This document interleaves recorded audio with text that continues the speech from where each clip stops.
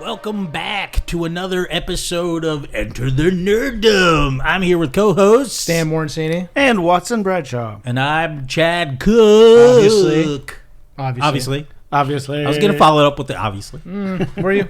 Yeah. I don't think you forgot. Oh, you know, sometimes when you are, I don't know where I'm going to go with the sentence, so I'm just... Are you feeling like Bart when he's on the Conan O'Brien show and they're like, say the thing. Say the thing. Say the thing. And he starts dancing. He's like, only I may dance. It's like, it's clobbering time. I don't want to. No, I'm not going to do it. Obviously. Yay. We got a lot to talk about. Yes. A lot of stuff has come out since we last spoke to you guys. I just want to start off with I think one of the greatest films of 2025 so far. Certainly one of the, I think, the best horror film. I mean, that's high praise. Yeah. Well, I guess Sinners is horror film too, so I'll take that right below Sinners. I'll say that. Oh, okay. I'll say that because it's a horror film. So, yeah. I mean, Sinners is a much better movie just in general, but yeah. And the one that we're talking about is Weapons. This is a movie that's just recently released. I'll say it's more scary, though, than Sinners. It's definitely more scary. Yeah, it's definitely more scary, for sure. Yeah, it definitely has more of the jump scares and, the traditional horror elements of it. This is Zach Kreger, who also did Barbarian. He wrote and directed this. Yes. Soon to do a Resident Evil movie. That's right. Which, come on, guys. Just take the second video game and just do that. Just take the script, because they have to already screenplay for video games too. Just take that and just turn it into a movie. That's it. It's not that hard. Stop making it about existential meta problem AI and whatever that the ones with what's her name they were good, but they weren't really Resident Evil. No. Well, and even he's come out and said that whatever one he's working on now will have nothing to do with the games. Like it's going to be. I mean, we could talk about it later. I mean, Come on. From this movie and his previous movie, they already fucked it up. From this movie and his previous movie, I can say it would be interesting to see where he would take it. Like if he was doing completely new characters and not ones we've, but they've done that before. The Mila Jovovich movies did that. Well, no, they had the same characters, but then they added like side ones that could die off. Obviously, look. If you want to make $1 billion with a Resident Evil movie, you put a very tall, large, vampire-esque woman in there. From Village. Oh, yeah, there you go. You know what I'm saying? Yep. You know what I'm saying? True. You're right. You're going to make a lot of money. You're right. I remember we went to a con. Mostly from me. There was a woman on stilts that was playing her. Yeah. Oh, great. Yeah. Well, you could get Rhea Ripley, put her on stilts. That's, holy shit. If she could, if I had a genie, she's already gothed up. Watson's already climaxed. I'm already working on a petition for it to happen. But yeah, Weapons. Again, Zach Kreger wrote and directed. Same guy that did Barbarian. I really like this movie. I thought there's a couple issues that we'll talk about, but I really like the movie. It is kind of like a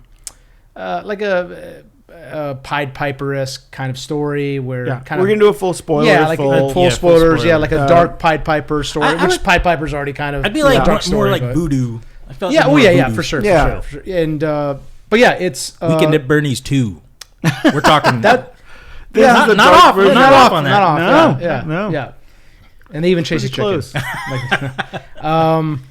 Yeah, great film. I liked it a lot. Chad, you really liked it. Yeah, Watson had some issues with it. We'll get to that. We'll get to it. Let's go over the film first. It stars Josh Brolin, Julia Gardner. First of all, stellar cast. Yes. Hell yeah. Stellar cast. Josh Brolin, Julia Gardner, Benedict Wong is in it. Yeah. Oh, no, I was just going to... Half the Marvel cast. Well, yeah. But you could finish reading them off because I was going to talk about how the cast would have been different.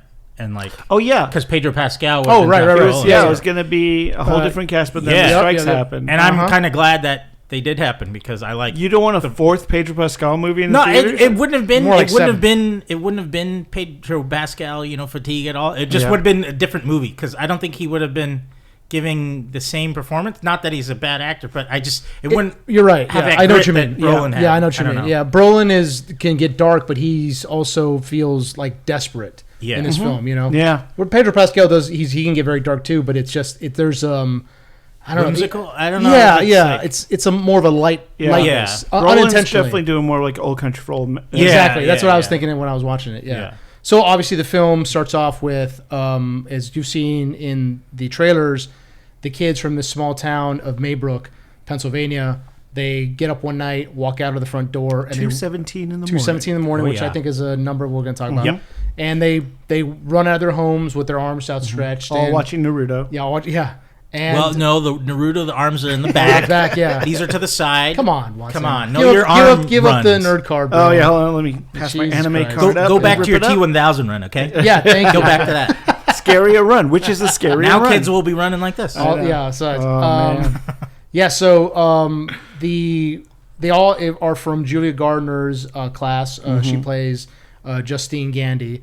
So they're all the kids in her class minus one. I think they say 17 kids. Yeah, 17 out of 18. 17 kids. It's all elementary school, so it's like third graders, I think, fourth graders, something Third like that. grade. Yeah. And aside from one kid who's left behind, Alex Lily, the actor's name is Carrie Christopher, but Alex, they all disappear, and now it's the film jumps to about 2 months later to where the kids have been missing, and the police are completely baffled. The FBI has been called in; they're completely baffled as to where these kids went. They just disappeared. But the search just kind of petered out. Right, exactly. It seems So like. it's just like the 24-hour news cycle we have now. It's just kind of lost a little bit of steam. Because most people know if you don't find someone in 48 hours, They're pretty much done. Yeah, Yeah, exactly. the Now you're likelihood. talking about 17 separate kids. Unless they're being tortured. But, Yeah, I guess. Yeah, which they kind of are in this film. I mean, yeah. it's sort of, yeah. Chet, yeah. why are you drinking your water out of a big bowl? Whoa! Ding. We'll get to that. Anyway, almost about 2 months later, Justine is now being questioned by the townsfolk led by Josh Brolin about why is it that is all the kids in her class and one kid is somehow managed to not disappear. The police have searched her house. They've searched Alex's house. They've kind of turned over every stone. They can't find any trace of these kids. And now the town is kind of beginning to slowly turn on Justine. The film opens with a town hall meeting where Justine is, I should probably just say Julia Gardner, where Julia Gardner is being questioned as to where the kids are. She gets up in front of the community and tries to say, well, I cared about these kids as much as anybody. I don't know what happened. And Josh But these are Brolin bereaved parents. of course, they're they- understandably all these parents led by Josh Brolin are somehow asking, like, what does she know? And because it's an obvious thing. It's all the kids in her class except from one, and it's just her class that disappeared. Yeah. There's no way you wouldn't suspect her of doing something. I was thrown off there, though, because the way the movie introduced itself, it was the little kid narrating. Right. Yeah. And he said it was her first day, and that's why I was like, wait, why would they blame her if they were gone, like she didn't know the kids? But then obviously that's not the case. No, but, she's been there for a while. But yeah. the way the kid worded it was just like weird, where he was like, well, nothing I that don't kid remember says at the that's beginning. true. That is true. You can't really comes- believe the narrator. yeah, I don't even know who that kid was because that was a girl. That's the thing, yeah. Yeah. No, it was the voice of the No. No, it wasn't Alex. It wasn't Alex. That wasn't it was a him? girl. No, it's It a was girl's yeah. voice. Oh, Yeah. They never explain. Oh, yeah, that's so the weird. movie starts off with a Okay. synopsis of what happened in this town, narrated by a kid who's Right. a girl. But we never find out exactly who she is. Right. So, And it could be, I mean, like... probably one of the kids that ran off. Right, Or or one of his it classmates. could be like down the Yeah. line. You know how like everyone has a story in their town of like, Right, oh, the myth, the old yeah. old yeah, house exactly. on That's Brook true. Street, or Right, oh, this true. one time, Right. this guy put a gerbil up his butt. You know, like Yeah, everyone's yeah. heard that story Oh, okay. that gets passed along. Yeah. I gotcha. Folklore. Yeah. But Justine is now kind of turned into an alcoholic. Her life is falling apart because not only are the kids that she, as we do find out, she really does care about them. They're all missing, but now the town's blaming her. Yeah. For they believe that she knows something. Yeah. And of course she doesn't. But it's it's not out of the realm of possibility to Right. think that she has something to do with it because it's only the kids in her class that disappeared. Eventually, we see Justine. She goes to a liquor store, buys a bunch of liquor. It looks like she's been drinking heavily to kind of cope with everything. There's a knock on her door late at night. She walks out thinking that somebody's out there, and we see that somebody has written "witch" in red paint on the side of her door. Later on, we see Josh Brolin. The movie is kind of broken up in, as I think, chapters. Chapters. Zach Kreger likes to do this. He likes to break some movies up from different points of view into separate chapters. So we see Justine, which is Judah Gardner. We see Josh Brolin's side. We see Alex's side. We see Benedict Wong's side of this whole narrative. It's this kind of almost Pulp Fiction-esque way of showing the things that happen in different perspectives. Exactly. So you can't really trust anyone's. There's no real narrative that you can trust, which I liked about it. Yeah. That reminded me of Vantage Point. Yeah. If you exactly. remember that movie. Yeah. Forrest Whitaker and I forget who else was in it, but similar type of assassination. Yeah, exactly. Yeah. So, who you think is innocent in the beginning might not be. Yeah. Or, I like that kind of... Though the mechanics of it is really well done. Yeah, and we even see POVs from like smaller characters. Like there's a cop named Paul. Yeah. Played by Alden Ehrenreich, Ehrenreich. who's killing in year. this. Yeah. James, who's a drug addict, played by Austin Abrams. Great Another every single performance in this. Yeah. Again, stellar Solid. cast. Benedict Wong, who plays the principal. We see his POV. Marcus. Marcus, he plays Marcus. And so Marcus and Justine, Julia Gardner's character, have kind of a close relationship. He's trying to kind of protect her. He knows that she has nothing to do with the disappearance of the kids. He protects her as much as he can from the town because he escorts out to her car the day of the town hall. When there's talk, when she goes to his office and he says, like, look, you're in trouble already for stuff you did in a different school district. Yeah. Like you did it. She gets too close to the kids. Yeah, she's like, you were taking kids home, which you shouldn't have been doing. She cares, but it's a little too much. Yeah.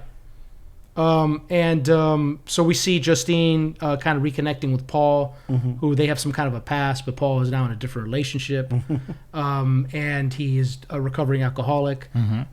They meet in a bar. He doesn't really want to drink.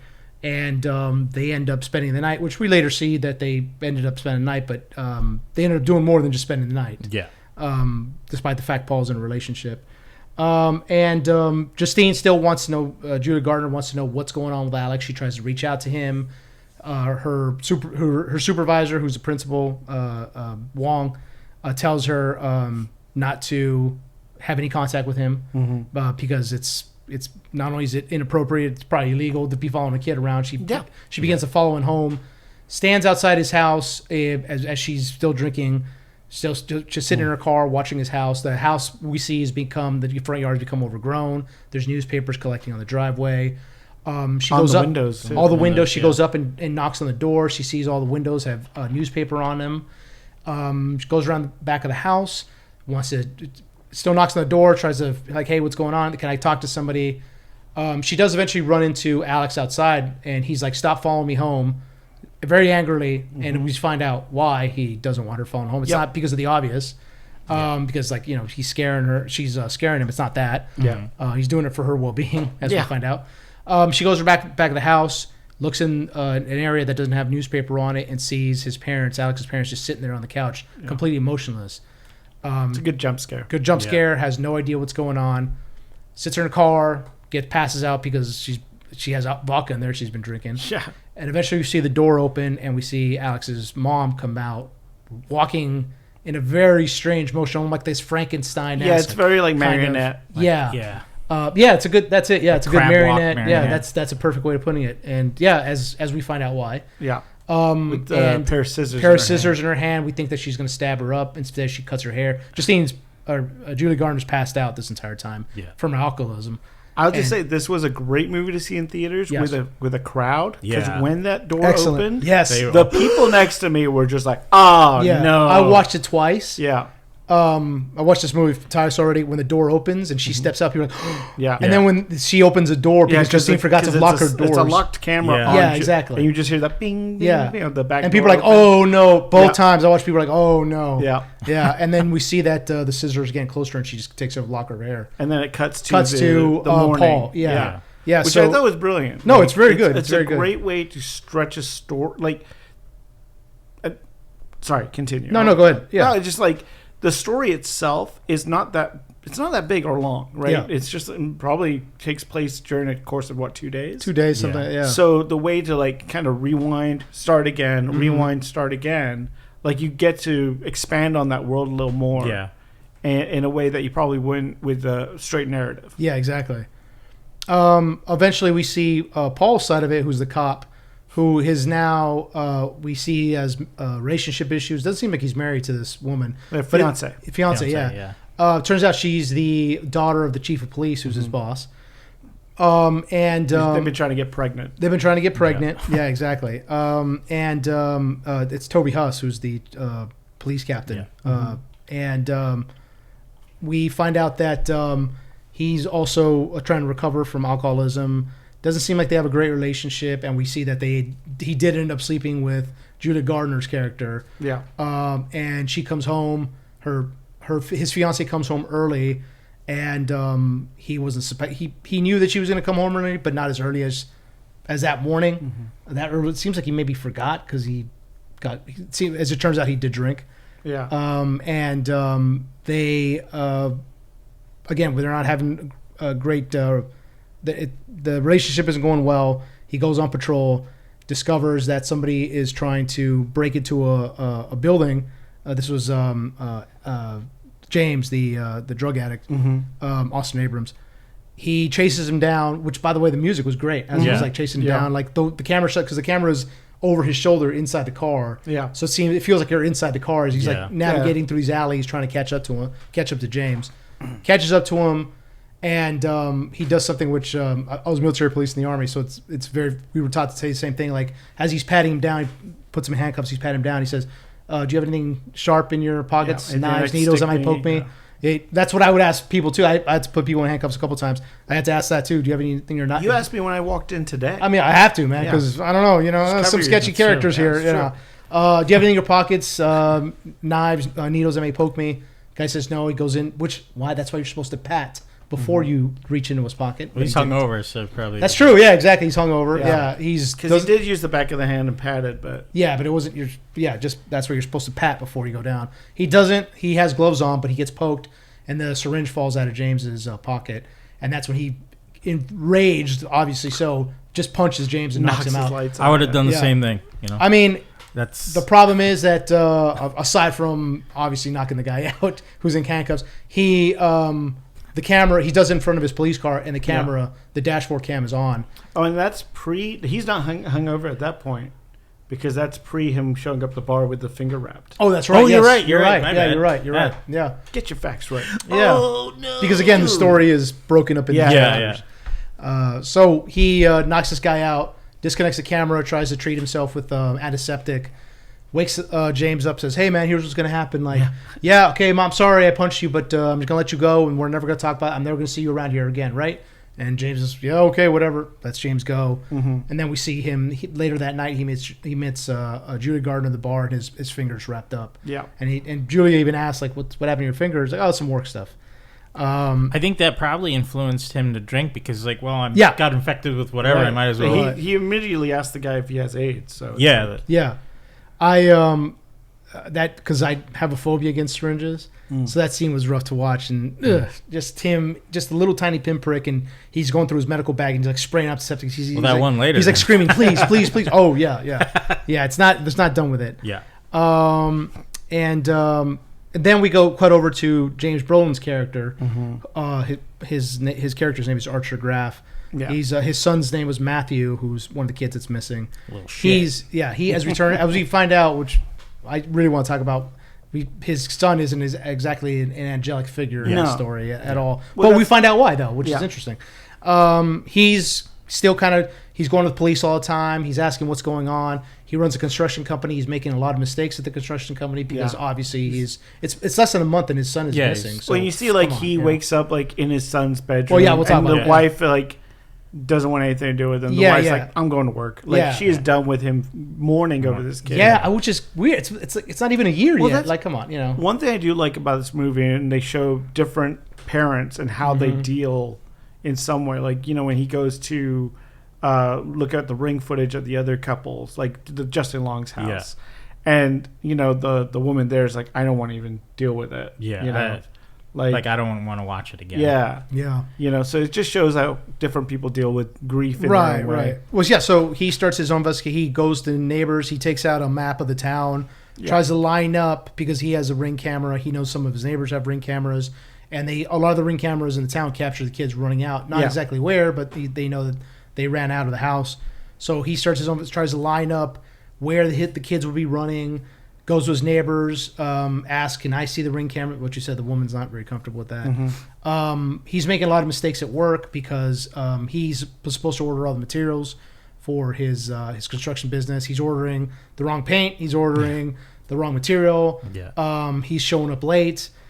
And as we find out that some of the cans in the back of his truck have red paint on the side of it. So somebody had written witch in the side of Justine's car, Judith Garner's car in red paint, which we find out is also an allusion to something.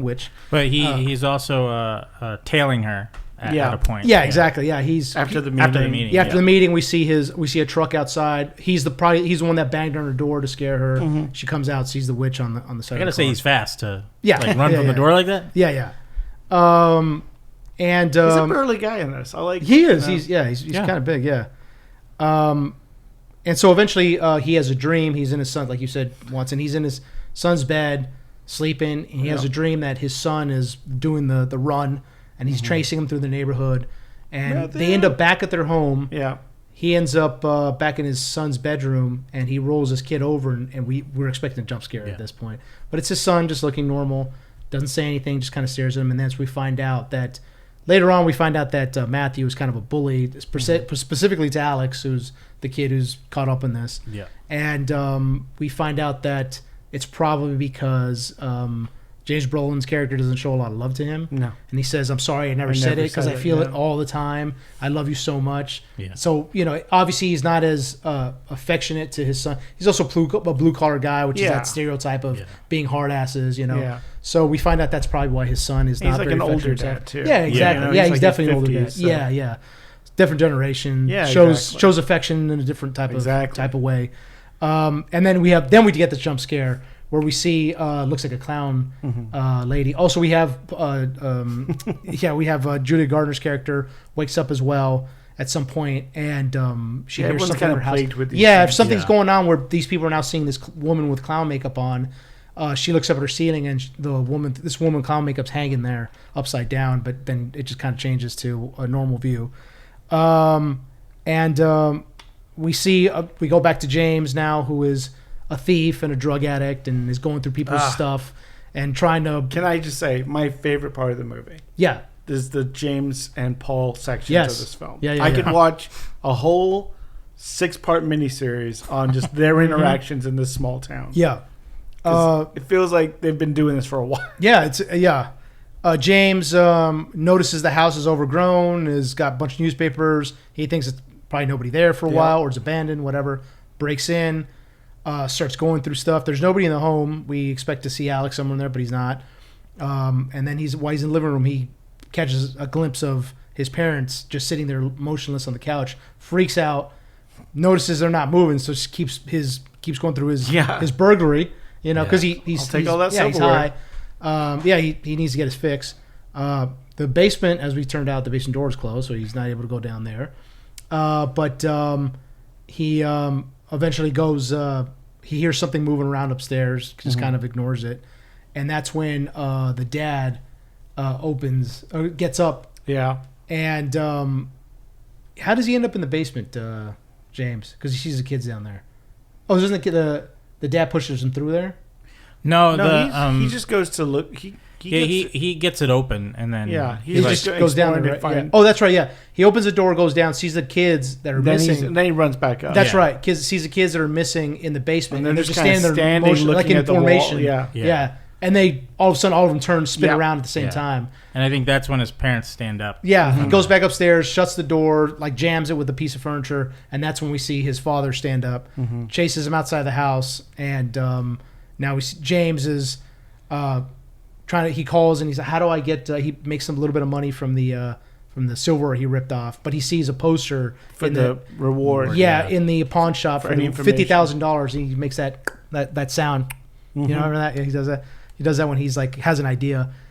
Does it more than once in the movie, and then he calls and he asks like, "How can I get this reward money for whoever's in line?" Super high. Super high. They basically say you have to go to the police station and report it. I don't want to do that. Yeah, so he goes to the police station. Paul sees him, chases him down again, but he's able to get away in these woods where he's kind of has his tent where he's living. Yeah, and again he sees this woman in the woods in clown makeup. Yeah.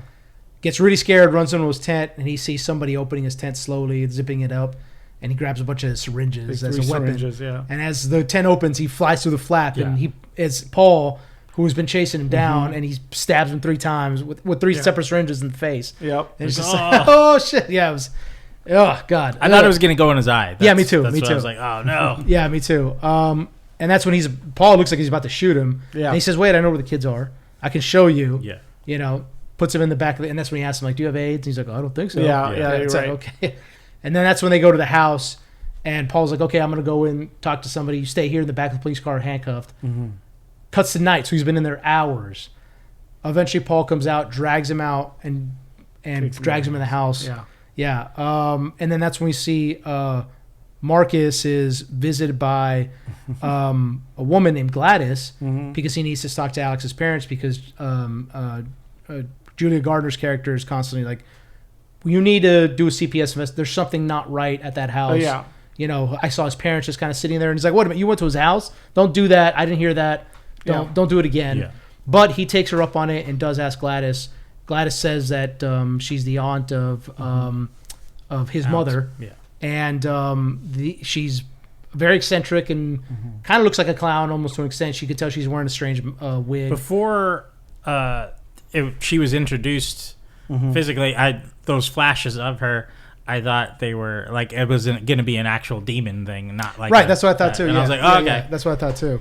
By the way, I was like trying to figure out like where have I seen this lady, and she was in Field of Dreams. Yep, she's the wife. Yeah, exactly. I was like, where have I seen her? And she's also the love interest of Uncle Buck in the. Oh, that's right. That's right. Yeah. She. I don't know if she's retired from. She's not. But she hasn't done a ton since like the late '80s, early '90s. A lot of like TV stuff. Yeah.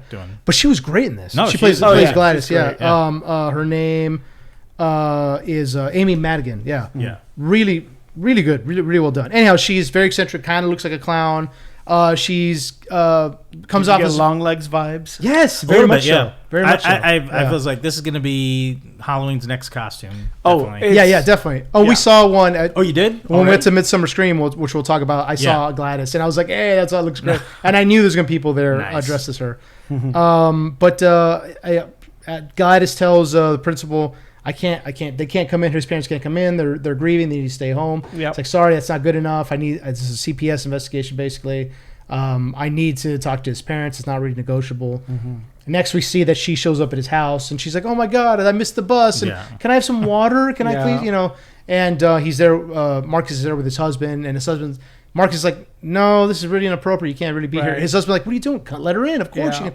Goes in the kitchen. She's a kooky old lady. She's a kooky old lady. She seems harmless. She's dresses very colorful outfits, very pastels, and seems harmless, but definitely weird, but seems harmless. Yeah, I was just that's the only point where I was like, I would have definitely been like, no, this lady has like clown makeup on like all the time. All the time. Yeah. That's not happening. They let her in. Well, I love. She's just kind of like, I just if I can get some water in a bowl, please. Yeah. A bowl, just a weird.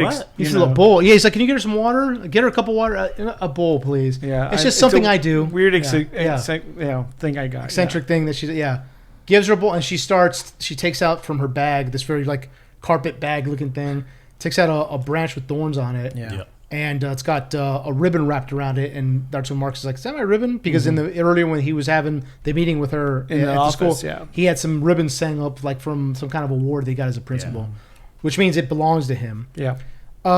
She is able to clip also some of his husband's hair as well. Oh, yeah. She just Takes walks some of over that, to him yeah. and snips. Yeah, snips. I'm just like, And this wraps that around the thorn and cuts herself with the thorns that are on the branch. And they're like, "What?" Of course, now they're flipping out. Like, "What the fuck are you doing? Like, Yeah. what's going on?"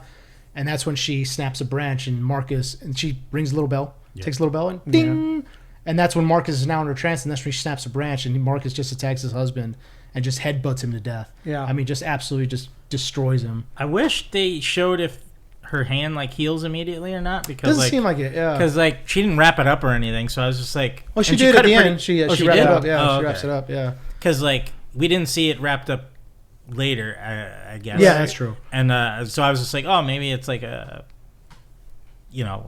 just I don't know, it's part of the witch type. Yeah, of it's spell. revealed she's a witch. Yeah, obviously, yeah. So now she sends Marcus after Julie Gardner to basically kill her, because as she finds out that it was Julie Gardner who's been asking what's been going on, yeah. this and that. And the reason she had her hair snipped was that she could put, like, in a way, put a hit on her. Yeah. With using this magical branch thing. Yeah. Well, even like Brolin says, like, use missile. Marcus like a weapon. Yeah, exactly. Yeah. Marcus goes after Julie Gardner at the gas station where Josh Brolin is It's like confronting her. entirely across town. Yeah, Like, exactly. you see her, like, He's just running with his arms, like as the kids were doing it. And luckily, she's able to get Josh Brolin protects her. She's able to get away. And a car hits him in the middle of the street when Josh Brolin goes after him. Yeah. Julia Gardner's character is able to get away. And then we see Alex's point of view. Yes. So we which cut is the back kid to the beginning, weeks, basically. yeah. Yeah, weeks. So, or well over a month before. Yeah. As it turns out, Gladys is the aunt of his mom. They don't really know who she is. They don't know her that well. Yeah. But it's family. She's sick. It's implied that she's sick with cancer. Yeah. And she needs a place to stay. His father doesn't think that she's going to last very long. That's one of the reasons they allow her to stay there. And at first, it seems like she's kind of harmless. She's kind of sick. She's, kind of locked away in her bedroom. Alex doesn't really know what to make of it. He's scared of her, but he's like, well, okay, my parents think it's okay. He goes to school, comes back. His parents are now in some kind of a trance. And they're sitting at the dinner table. Alex tries to kind of snap him out of it by throwing water in his dad's face. Nothing happens. The next morning, Gladys calms him down. And it's revealed she does the thorn with the branch thing with the hair wrapped around the branch. And she has his parents stab themselves with forks in the face. It's pretty rough. It's just like, holy shit. Because we had seen them earlier with these kind of like marks all over their face. Yeah. She basically says, you have to do what I say, or I'm going to make sure I can have your parents eat each other if I want. Yeah. So, It's brutal. Yeah. So now he has to feed his parents. He's buying all cans of soup to feed him, this and that. And as it turns out, she's the one that wants the kids because the movie doesn't ever make it clear, but it seems like she's taking the life force of people. She's like feeding off of them. Because she said the parents weren't doing it.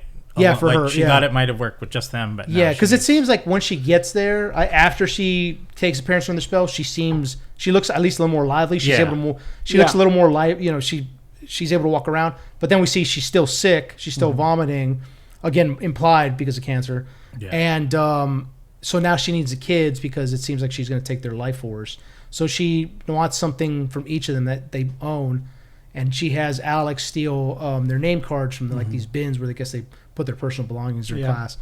And so now she's the one. She does the ribbon. the hair around the thorns, and she rings the little bell, the ding, and all the kids at 2:15 come running towards her, puts them in the basement. We see cops are obviously going to show up to the house, but she moves them out because she can control them. Yeah. And then we see that she tells Alex that I guess it's not working, maybe, or she has healed and now she's going to leave. So she tells him, pack your things, we're leaving. Meanwhile, Julie Gardner and Josh Brolin have kind of made up because they know something's up. Yeah. And so now she's like, I think Alex's house has something to do with this.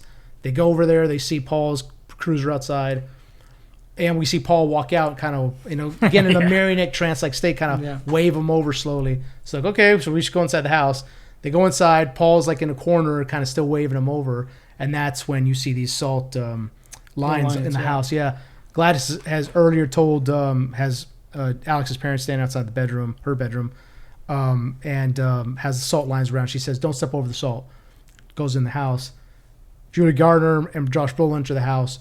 Julia Gardner steps over the salt, and that's when all hell breaks loose. And we see James and Paul start to attack them. Yeah. And again, it's a trance-like state. Julia Gardner's totally outmatched by Paul, who's like kind of throwing her around everywhere, choking her out. Ragdolling her. Yeah, exactly. Josh Brolin is taking on James, the drug addict, who's kind of squirrely and wiry and really skinny. So he's tossing him around. Yeah, Brolin, constantly knocking him out, and he just keeps coming back. It was like hilarious. Everybody in the theater was everybody's laughing. Yeah, that was great. And Alex also steps over the salt upstairs. His parents, that shit was crazy because they started screaming and run at him. He runs in the bedroom. They're trying to break through the door. Moves into the. I guess there's like a U shape inside the house where he can kind of move into his parents' house, parents' bedroom where Gladys was. Takes a tree and she's seen him. He has seen her do this trick, the spell that she does. Right. Yeah. So he begins to do that and takes some of the hair off of Gladys's wig, starts wrapping it around, pricks himself. Meanwhile, downstairs, Josh Brolin and Julia Gardner are almost getting, they don't really have the upper hand until Julia Gardner takes Paul's gun because he's a cop. He's still in his uniform, shoots him, and then shoots James. And that's the only thing that's able to stop him. During the struggle, Josh Brolin and James they knock into the basement, and that's when he sees the kids down there, and he starts looking for his son. He's like, he's looking around, and Gladys is in a corner, that scare got me. Yeah, it really got scared. Yeah, she's looking like fucking Smeagol over there, and she jumps out of the shadows and takes looks like a necklace of his or something. Yeah. Then we see Josh Brolin go up, start attacking Julia Gardner because she's under his spell. Meanwhile, upstairs, Alex is doing the same spell that she did. He breaks the stick, and then that's when Gladys says, "Oh no!" And the kids start chasing her through the neighborhood, just tearing. You've seen in the trailer, they're just tearing her through homes. Because he's put a hit out on her now. Yep. They eventually catch up to her, and everybody in my theater was laughing. Yeah, they were all cheering and laughing. Yeah. It was great. Eventually, the kids catch up to her and just literally tear her to pieces. Yeah, just split her jaw wide open. Yeah. It was wild, and that's when everybody just kind of calms down, and we see that the spell's over. Josh Brolin catches up to his son, and the narration at the end is. Alex's parents are still being fed soup by somebody else. They never regain consciousness, basically. Yeah. And some of the other kids just barely now started to speak. So it seems like because the longer you're under this trance or the spell, the more she takes from you, the more damage you basically become a vegetable. Yeah, because Josh Brolin was only in it for a few minutes and nothing happened to him. So. So the movie, it's obviously a lot of people are talking about the metaphor of this movie is actually related to school shootings, which made 100% sense. I was like, oh shit, it's a little too on the nose at one point because at one point during the dream sequence, Josh Brolin, when he's chasing his son around above his house, there's an AR-15, a massive AR-15 for no reason, massive assault rifle, and it says 215 on it. Yeah. Well, it's a 217, and then and that's when he wakes up in the room and the clock says 217. But if you remember, in his son's room, there is a picture of an AR-15 on the wall. As well. But I will say that it is obviously towards gun violence, but I think it's also just in general. There's a more broader message that we need to protect our kids, and that the principal wasn't really trying to alleviate any of the situation. He was just hosting this thing, not really caring about the kids. Right. Yeah. And then also that your closest loved ones could be the ones that are hurting these kids and no one knows it. So I think it's a broader. I understand people are. It's about a community's failure to protect their children. And I understand why people are grabbing. Or gravitating towards the gun because that was a little weird. Yeah. But it just seems like that was my sense of that. Yeah. This is danger. Danger's over here. It's definitely survivor's guilt. Yeah. It's definitely a community at shock of the loss that they've experienced. By the way, AR-15 stands for Armalite 15. That's not what that was. Let's just say assault rifle. I have to clarify. No, that's fair. I wouldn't have called it AR-15. It's just like it's M16. Yeah, it's like M16. No, that's not M16. Yeah. What was shown looked more like... It was M4. M4, yeah. An M4 carbine. I mean, it's, carbine or fully Cause, automatic. Because somebody's going to be listening to this. Actually, AR-15 stands... That was a M4. Okay, anyway. But yeah, so it's... By the way, I like... That's how... If you do have a message, this is how you do it. You interweave it with other things. Mm-hmm. Yeah. The Crucible was about the McCarthy era witch hunts, quote unquote, the Red Scare. That's what that was about? Yeah. Just kidding. Yes, exactly, yeah. And so this is this is the themes of this movie are school shootings, loss at community experiences after failing to protect their loved ones, basically. Which unfortunately we've had a lot of real communities in real life that have gone through that. So was there one for Barbarian? I don't remember. I think it seemed like that was more about gentrification. Yeah, gentrification and how I guess some people of color are expected to go back and help others. It seemed, is what I had heard before. But yeah, this is definitely has a much more of a broader message with what it's trying to do. I love that. It's great. And so yeah, I personally like the movie. It was pretty creepy, like you said, Chad. It's a lot more scary. There's more jump scares. Definitely, it uses that cliche. Well, I guess not really cliche, but of an old person kind of being creepy and a clown. Yeah. So it works. It was fine with me. I didn't think it cliche at all. I would really say this movie it's a combo of Prisoners and Long Legs together. Yeah. It's a really good combo. Prisoners, that's because you had Hugh Jackman looking for his son. He's like, "Where's my son?" Yeah, and torturing a guy basically. Paul Dino. And then you have Nicolas Cage's creepy character with the pale face. And, definitely. And it had to do with children and taking control over them. Yeah. So I was like, it's kind of a mixture, but it was very well done. I liked it a lot. The camera work, awesome. Great camera work. Beautifully it's just done. stuck with them as they move in the frame, and it's really. I love the music of the chase scenes when James is running and he's just that kind of like that. It's like that drum that's like kind of going off as they're running. I love that. I mean, there's a few plot holes. Obviously, it seems that the police kind of do just give up on this, which 17 kids missing. It seems like whatever. Also there would be a problem with a kid. I guess he's like 10, Alex, maybe 10 years old, something like that. He's buying dozens and dozens of cans of soup every day. Eventually somebody be like, "What's going on?" I mean, that was probably the one thing that I noticed. I was like, it's like, well, if because he's by Home Alone standards here. Someone would have talked to this kid. Exactly. He's feeding his parents and the kids. Because, but I could see people probably ignoring him because they don't want to. They don't want to think about the kids being gone, probably, so they're like, we're just going to leave this kid alone. Probably, but there would be a spotlight on him, just like there was on Justine's character. Because, but also, we don't know how big the police department is. It looks kind of small. It's a small town. It's a small town, but at that point, it's 17 kids missing. There'd be state authorities, obviously there'd be FBI. Left. They didn't care to stay. Yeah, they didn't care to stay. And that's the other issue. Obviously, the FBI would have hung out, And his house, Alex's house, what's her name? Judah Gardner's character.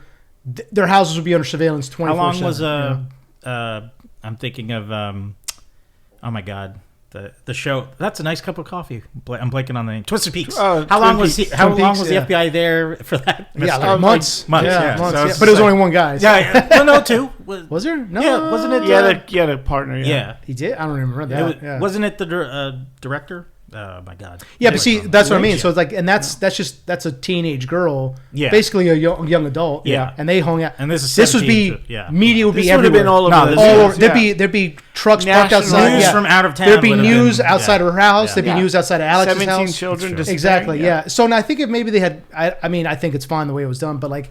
The only way around that is like if they just disappeared and now it's been like years or something like that. And I had my issues with the plot, and we've talked about this off air, but it's like I when I saw it, make sure you see it with a really good projector. Yeah, it sucks that you didn't get it. So I went to see it on a Tuesday night, and it was a packed house, so I got to be like I was in the front row, and it like the dark scenes, like the last act going around the house, I could barely see anything. Really. And I was just like, this is really weird. Why would they film it this way? And then talking to Stan later, he's like, no, you can see everything. I was like, oh. So I saw a really bad version of it. So you got the Night of the Bastards version. Yeah, absolutely. Or wait, no, that's not it. I forget the name of the episode for Game of Thrones. Oh yeah, but the dark episode. Oh, yeah. I know. was barely visible. Yeah. But yeah. So That sucks. I experienced a really different movie because it was like very hard to see what was happening, and I think I had issues with it tonally for a lot of it, but now kind of like taking my time on it, like thinking of it more of a fable or more of like a, it's like a Grimm's tale, if you will. Yeah. You know, like I mean, people have compared it to like Pied Piper and stuff like that. Right. Yeah. That kind of makes sense. Why there's no like national news there? Why isn't there like some weird kooks that are like, no, you gotta follow this up? You know, like Yeah. True. But I did have, you know, like I had issues with it because it was when the reveal happened, I was a little upset that it was a supernatural element. You know, Really? yeah. When you know, 'cause I mean, yeah, I knew it was gonna be supernatural. I knew something. Well, when I saw the word witch written on the side of the car, I was like, that's a very. It's not bitch, which most likely it would have been. Yeah. It's a very on the nose. It's very on the nose. Yeah. I was like, okay, you're telegraphing a lot there. Right. Well, I thought that could have been a fake out, and like in the dream sequence when he sees the antenna up above, I was like, oh, maybe they're using like a radio signal. I thought that too to because draw on the Draw kids people- or something. yeah, that- and I was like, yeah. why are the like this you know contractor's the one doing the you know figuring out where they were all Yeah. heading to. I'm like, that's the first thing the FBI would have done. Right. Or Is cops, look at all yeah, that footage yeah, and exactly. and triangulate. You know, Right. but, Exactly. you know, they kind of deal with that with like, yeah, they're taking the kids out of the house. Yeah. You know, when people come and investigate. So I'm like, all right, it kind of covers that up. I think my problem is I kind of wrote a better movie in my head, or at least I thought I did. But tell us. So I thought this was all kind of like because we were dealing with different perspectives and a like untrustworthy narrator situation. I thought the ending would have been this was all due to a school shooting that the one kid did, Oh. and this is her dealing with her guilt. And turns out the house that's all boarded up, it's her in there, like drunk off her, like just she's doing drugs with James. She's completely like made up like a clown. Oh shit. And this has been all in her head internally.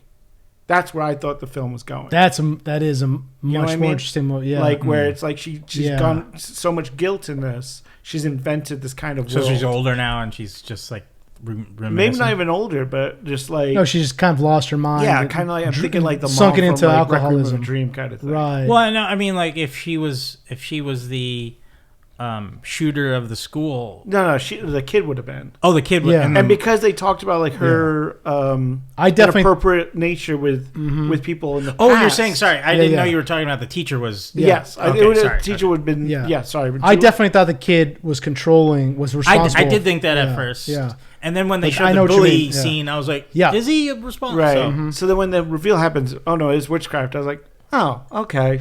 Yeah. All right. It's much more grounded the witchcraft thing. Right. You know. well, I thought Which it, is Which is weird to say Yeah, grounded, exactly, but yeah. yeah. when we kept. But I know what seeing- you mean. That'd been interesting. Sorry, when we man. kept seeing the clown face thing Yeah. before we knew it was like a lady, I thought maybe like, oh, this demon's attached itself to As the like kid. Pennywise or something like that. Well, Yeah. like the kid, like maybe he's helping the kid get back at the class for making fun of him, right. and so he's using that as his weapon to get them. But I was like, oh no, it turned into a witch thing. So Yeah.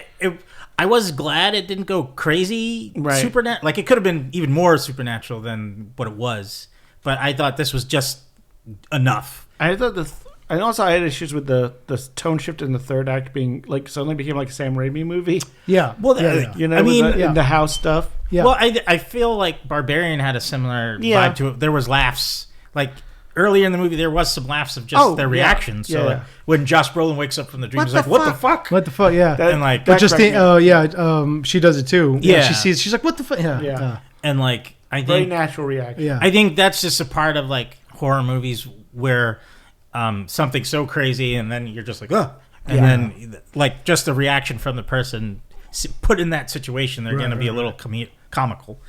And what's that movie that was like it starts with an M? It was on HBO, and apparently the like last half is she's battling it starts with an M. I'm blanking on it, but like everybody was laughing about that sequence. Oh my god, Maleficent? Yeah. Malignant. Malignant. Yeah. Yeah. People found parts of that funny, as well, right? That Yeah. movie is insane. Yeah. That's called they give Justin Lin way too much money to do whatever he wants. I think when things start to become a little insane like that, it's got to be comical. Yeah. Unless you like make it really look real. Like obviously when she's getting torn apart at the end here, it didn't look that real. It was like okay, we can tell. I mean, are those is that your biggest issues with it? Yeah, kind of. I think it was just the witch reveal was a little, like I said, with it being written on the truck at the beginning. I kind of was like, okay, and I like the. I mean, I love the actors in it were great. I thought the first, 40, no, I'd say 65% of the movie I loved. And it was just when it hit the reveal, I felt a little let down. I felt like it was a little easy way to go. True. Yeah, and it's also... I thought it was handled well, like the whole, Alex, right, is the kid's name. Hit the whole backstory showing. And, I noticed, I don't know if you guys noticed that throughout the movie, there's talk about parasites. When she walks in, talk about like a tapeworm. The Gene sequence, there's parasite written on the board. And then like Night of the Creeps. It could have been a Night of the Creeps. And they're watching the TV. They got the cordyceps virus. The cordyceps, The cordyceps. So I kind of thought okay, this is interesting. Are they going to go to something like that? And in some ways they did. I mean, you could say that Glass is a parasite. Like, they talk about like she's an aunt, but they have no memory of her really. Right. And like, she wasn't at the wedding, so it's like, is she even related to them? Is she just somehow manipulate people's brains to feel like she's part of the family? And she says stuff like, oh, they had a touch of consumption, which is like, no one's used that in 150 years. So and we don't really know anything about her. Well, and Marcus even asked, like, I'm sorry, wasn't that something that like people got in the Oregon Trail? Exactly. So there is this vibe of like maybe this is an entity that's older, which has lived a long time this way, jumping from family to family. But I don't know. I just I don't know. I wanted more, I guess. You heard it here first, folks. Watson loves it when it's trauma, baby. No supernatural stuff, just pure trauma. We have enough horror in the world. Yeah. I mean, I still recommend it. I think it's still a good movie. But I do like your idea better. I recommend it too. Watson. I do like your idea better. Yeah, that's good. TM. Weapons too. But just like Gladys wears red wigs, we also saw Red Sonja. Nice segue. Right? Very nice. Chad, have you watched this yet? I have not, because it was only the one day. It was in theaters for one day only. Yeah, so Watson, thank you for inviting me to go check this movie out. It's a remake of the original 1980s Red Sonja movie, which is part of the overall Conan universe, which was going on at the time with Conan the Barbarian, Conan the Destroyer, starring Arnold Schwarzenegger. They remade the Red Sonja movie, and it is interesting. This is starring Matilda Lutz, who's been in apparently a couple other small films. One's called Revenge. And Robert Sheehan is in it, who was in the Umbrella Academy. Yes, and he plays Misfits Misfits. Yeah, fantastic actor. And so for those of you who don't know, Red Sonja it's a sword and fantasy film taking place in a medieval age universe. This is the same Conan world where it's a prehistory kind of world, right? Medieval age. Yeah, so it's Crom. Yeah, exactly, and. You're introduced. This is an introduction to the character Red Sonja. You see her growing up in the forests of her lands. It's very simple story. She is, she grew up in a village that gets attacked. By barbarians. She escapes, runs off to the woods where she lives in peace with the land, and learns to forage and all that. And a few of the animals she knows are getting poached for their like these giant like rhino style beasts that are getting poached. So she goes after the poachers, finds out there's this fortress, and they're getting poached to be given as gifted to the emperor of this land, who is using technology. So, in this barbaric world, he's using machines to kind of conquer and destroy the forests. And he has a tome, like a book, half a book, which has all these like designs for technology. And he's like, I gotta find the other half of this book. It's somewhere in this forest. And so he creates kind of like a fusion reactor and, stuff like that. Yeah, to power his city. Yeah. He's got like armored vehicles, kind of. He's figured out these discs that can control like these mythical beasts. Yeah. So we see, it's a world populated not only by men, but we've got cyclopses and giant scorpions and monkey men that are just randomly in there. Yeah.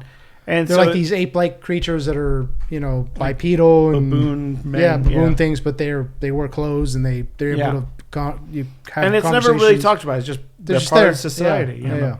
And then so Sonja goes to try and save these creatures because she is one with the forests, and she gets captured and thrown into the fighting pits. Yeah. And that's where we get the traditional look of Red Sonja. Is I was about to ask. the steel bikini look. And it's done very tongue in cheek of like, she's like, this isn't going to protect me for anything, and they're like, well, yeah, but the crowd will love it. Yeah. And so she puts on the sparkly bikini, goes out there and fights, for her freedom kind of thing. So it's very kind of Spartacus, kind of gladiator tournaments, and they end up fighting a Cyclops. Yeah. That is being controlled by one of these discs, and she realizes that, like, okay, if I remove the disc, maybe I can have the Cyclops attack the Emperor and his first in command. Mm-hmm. Was this like a CG Cyclops? It's a CG Cyclops, but it's actually surprisingly good looking. Really? Okay. There's not a lot of CG in the movie. I'll say it's a lot of practical. A lot of practical effects, a lot of good sets. The costumes, the uniforms look good. Yeah. So it doesn't look like TV or B movie. So when we got out of the film, we talked about it, and I was at the first couple minutes of the film, I thought this looks a lot like Xena the Warrior Princess. Yeah. And Watson was like, yes, I'm saying the exact same thing. Okay. It kind of looked like a Hallmark movie for first. I was like, this does not look great. Yeah, it's not a big budget movie. I got you. But I'd say they use the budget well. Yeah. They use the CG sparingly to, like, okay, we got to have a big Cyclops, of course. We got to do a exterior shot of this insane, city. We can use CG, but most of the sets are, a fighting pit, a lot of stuff in the woods. Yeah. So you save money that way. Well, and like it has like a theme of like Dungeons and Dragons, like fantasy. Yeah. So it kind of like I excuse it because it seems like they could say, well, this is the CGI looks like this intentionally because it is kind of a fantasy RPG type of story. Yeah. So I could give him a little bit of leeway for it. Some of the CGI did look a little wonky, particularly in the beginning when the Emperor shows up in this kind of like tank looking thing that he's built, and it didn't look very good. It's from afar. It's like a far off shot, but you could see it looks a little wonky rolling up. But I like Watson said, the costumes were great. They did what they could with the budget. The CGI was used sparingly, which is how it's supposed to be used to punch things up, to enhance things, not to replace things. Right. And they did a good job with using it to what it's supposed to be used. So, I mean, anytime that a movie uses practical effects nowadays, I give credit. Yeah, absolutely. And, we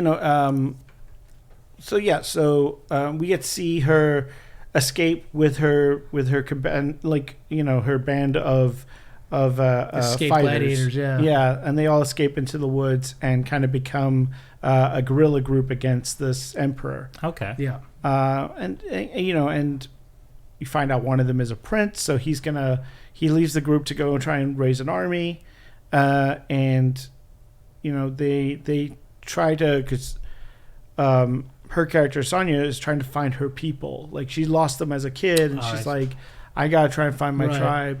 And we find out one of the guys that she was in the fighting pits with also was with her in their tribe. Are they all red haired? No, he's a blonde. They sang the same song when they're okay. I was either that or she has a mark on her arms, like, oh my god, we all the same, and something. He's like, no, we actually escaped, and we have a little village deep in the woods. And so she gets that hope of like, oh, I can actually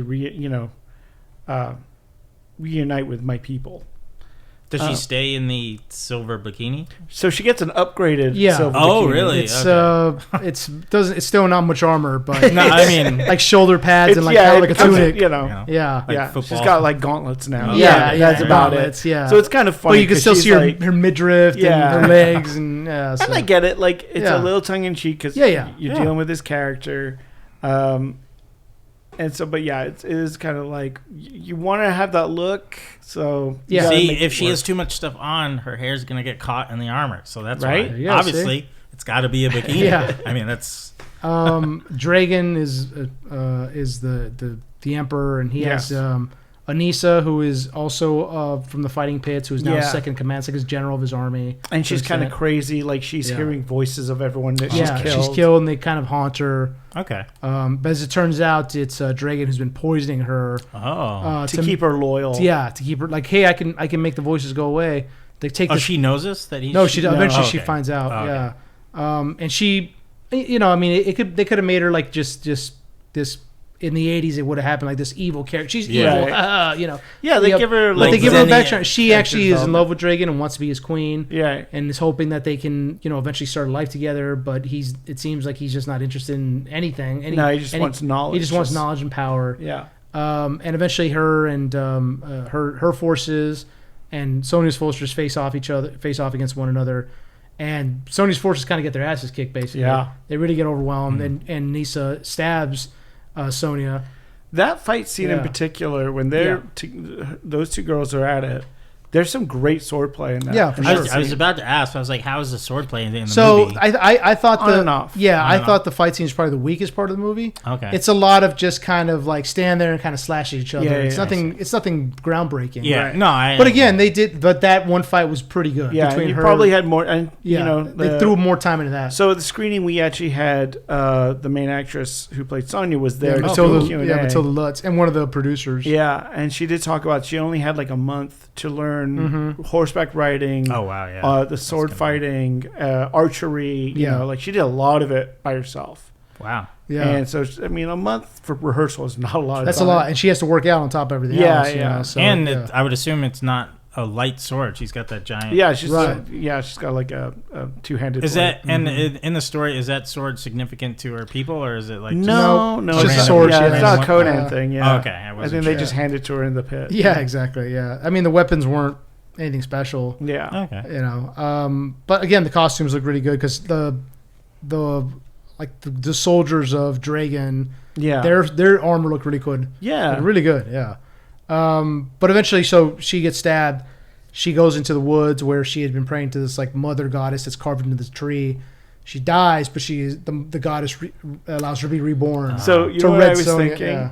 when the mother goddess shows up, I thought that was going to be Brigitte Nielsen, That would have been sick, dude. right? The Why didn't they do that? original Sonja instead of like why didn't they do it- that? because I don't know, probably didn't have the budget to get her, but like Oh, okay. they got the actress who was playing her mom in the Yeah. flashbacks comes as like the goddess to heal her God, that would have been so good. and like gives her like ultra red hair, like her Yeah. hair's pretty red through the movie. Yeah, and but then now it's like really dark Yeah. red. Yeah. I thought like her armor would get red as Me well. too. Like Yeah, a me red too. metallic Yeah, or yeah, something. yeah. But instead, no, just silver. No, it's just so yeah. Full So Dracula. yeah, so Yeah. she rides back in, and now the guy who was a prince from the defeated lands that was in the fighting pits with her, Osin the Untouched, The Untouched. Yeah, that was good. shows up with his forces. He's be able to regroup, and they turn the tide against Dragon and Anissa. Anissa finds out that he's been poisoning her Yeah. to keep her insane, so it's easier to control her. And of course, she Yeah. turns on him for that. And he kills her, doesn't he? Yeah, they stab yeah. each other. They stab each other. Right, Yeah. right. Dragon escapes as his forces are wiped out into the woods. Sonja goes after him and finds out that actually Dragon is a member of her tribe, and it was a little boy that she tried to escape with, but he was captured by the Yeah, she barbarians, let and go of ran his off. hand. Yeah, And he gets captured and becomes a slave to Yeah. the captors, and then he actually like rises up, usurps overthrows them. him. Yeah. Ah. So But Her like, and and she him and goes Anissa. like, if I just held your hand, how different your life would have been. You know? yeah, So there's this beautiful moment where he's dying, and he's claimed the full book, and he's looking at it, and half of it is about destroying the world, and that's the half he had. Yeah. And the second half is all about medicines and Healing. and he's like, And what? I acceptance. can't Yeah. use this. So he Yeah. just starts ripping pages out. Oh. Yeah. It's actually a really good scene. No, it's a good scene. Apparently, he improvised a lot of that too. Really? Which is pretty crazy. So good. Which Robert Sheehan is. We've seen. He's Yeah. an amazing actor. Yeah, I'd watch this movie again just for him. Yeah. He's so good in this. Yeah. And Okay. like a unique case of like you're right. Like if this was in the 80s, he would have been a mustache twirling Yeah. kind of just evil. evil. evil Yeah. Like prick. Alan Yeah. Rickman and yeah, Robin Hood. or like yeah. Exactly. No more Christmas this yeah. year. Yeah. was that Dragonheart, like the Oh, Mhm. yeah. Although with that movie, they cut out a lot between him and Morgana, the witch, That's was his true, mother. yeah. They cut out a lot, which would have been like, oh, that's a little more interesting as why. Yeah. Because we never understand, like, she's just a witch, she's just there. Okay, Yeah. you know. But yeah, it's. I think he did a great job with it. He's Yeah. probably the strongest performance of the film. Yeah, he so has a for sure. scene where he, there's a like a sorceress kind of, woman of the tribe, and he's like got her on her knees, and he's about to kill her, and he's just like, just say you abandoned the children, and he keeps saying it to her, Yeah. and he's like crying as he's Yeah, doing he's doing it. it. Oh, wow. And I was just like, he's in a whole different movie. Yeah, for sure. like- Yeah. He's like the Frank Langella of Masters of the Yeah, Universe. exactly, Yeah, exactly. Like he Wow. took it Good, really that's to good. heart. Yeah, that's Now I got to check it out. Yeah. Yeah. They filmed this in Bulgaria. Probably some tax, Oh yeah. incentives. Well, that labor do there's that. very cheap. Yeah, so. exactly. But you know what, man? I thought we both went in, I think Watson and I both went in with preconceived notions of how bad it was going to be. And we were pleasantly surprised. It's Yeah. not the greatest movie ever made, but it's definitely not bad. They really put a lot of heart into it. They really put a lot of soul into it. How would you put it up against Werewolves? That's a good question. Probably a little bit above Werewolves, because I think Okay. Werewolves doesn't have the performances that this film has. Yeah. Gotcha. And Werewolves are just more straight. I think with what they could have done with Werewolves is, because again, I think it was restricted by the budget. Yeah. They could have done a lot more with the characters and how this affects people's lives. They did a little bit of it with it, like how terrible, how scarred up they are. Yeah. How much they don't want to turn into werewolves, but they will. Yeah. The only person carrying that movie is Frank Grillo. Yeah. Yeah. That's it, and this has at least a couple more characters that are Right. that are a little more, sympathetic, and you Yeah. kind of root for them. So Yeah. Okay. yeah, and one of the characters is like, I was kind of rolling my eyes because like that stereotypical, like in the fighting pit. By the way, this is the only thing I didn't like about the movie. Everybody in the fighting pits is a model. They all look beautiful, and I'm like, these people missing noses and ears and be scarred the fuck. Right. Well, Well, they look terrible. But like there's a stereotypical kind of like They're fresh. They're yeah, I hate using this term, but it's like that girl boss thing, like where she's like she has a relationship with one of the other fighters.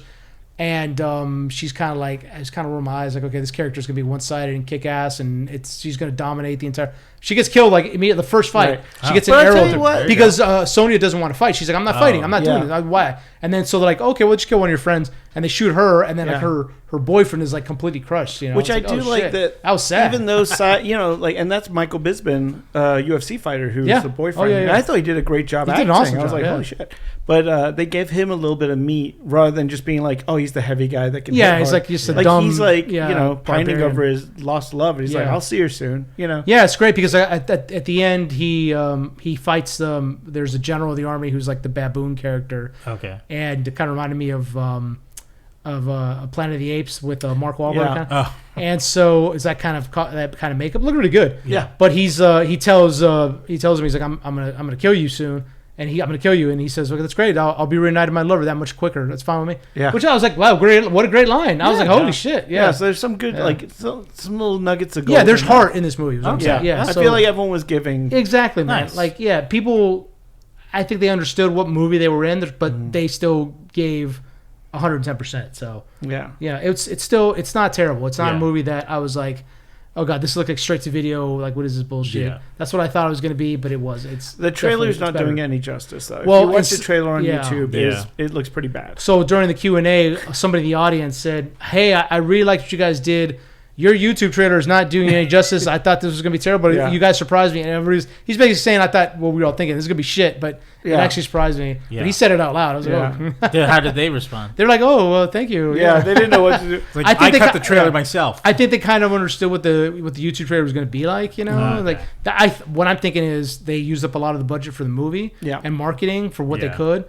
And then they're like, oh shit, we need a trailer. How much do we have? We got $5,000. Like, okay, I know this kid who's in college course. I can do it. There's a guy on Fiverr that. Yeah, exactly. Yeah, so it's not great. No, and even we talked about this. The producer was there, and someone brought up like, Dynamite Comics has the rights to Red Sonja right now, and they're like, are you guys gonna do a cover on one of the comics with your main actress? Like, why isn't she not on?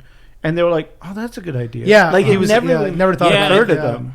Although the guy did know, it's like somebody held up a comic and he's like, that's a Marvel comic. He didn't know that. Yeah. But it's like, if you know that, then why don't you, you should have known. There's a whole line of people that are reading the stuff that you should be advertising to. Yeah. I wonder if they had an ad at least in one of the single issues. I guarantee they didn't.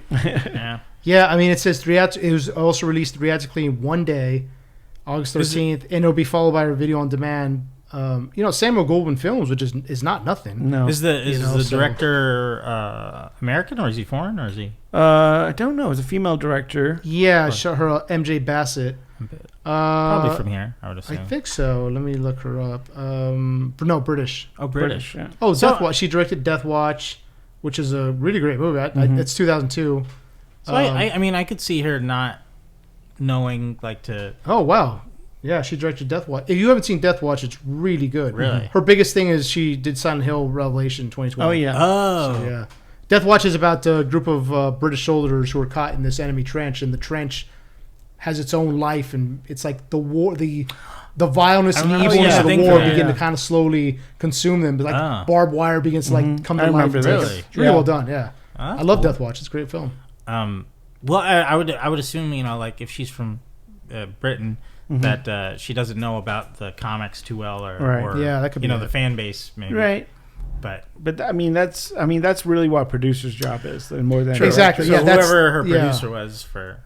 And one of the producers was there, but there's multiple there's producers attached. There's that's why we're sending out that we're willing to be a co-producer on projects. And enter the Nerdom production. We'll give our input on whatever you got. Let us know. ETN Productions, baby. We'll take a 5% cut?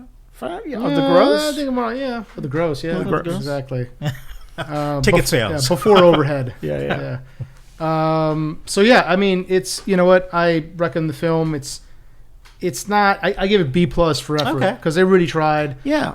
And again, any film that uses practical effects over CGI, hey, I'm down for it. I'm there to support it. Just like Werewolves. Speaking like 3.5 stars out of 5. Yeah. Okay. And I think it's like it's funny because like Werewolves, I feel like all the money went into the werewolves and the suits and production rather than the acting, and this was kind of the reverse of that, where it's like they really went into let's hire really good bad guys. That's good. Let's really delve deep into characters. If it does good digitally, it could fund them to make another one. There is bigger, kind of better. a tease at the end. Oh really? For a sequel, she does talk about going to the land of a certain barbarian.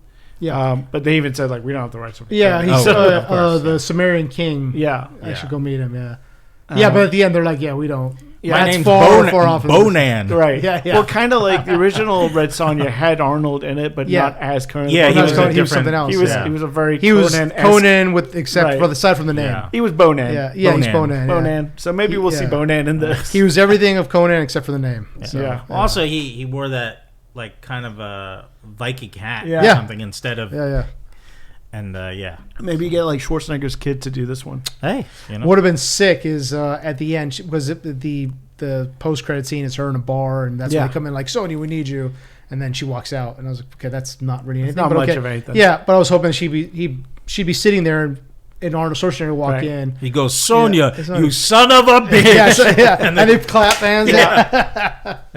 Yeah, that would have been sick. I think if he would have been asked, he probably would have done it. Yeah, because he's not Conan. He's not. Well, they've been teasing. I keep hearing things about King Conan, but for 20 years. Nothing. I mean, come on, dude.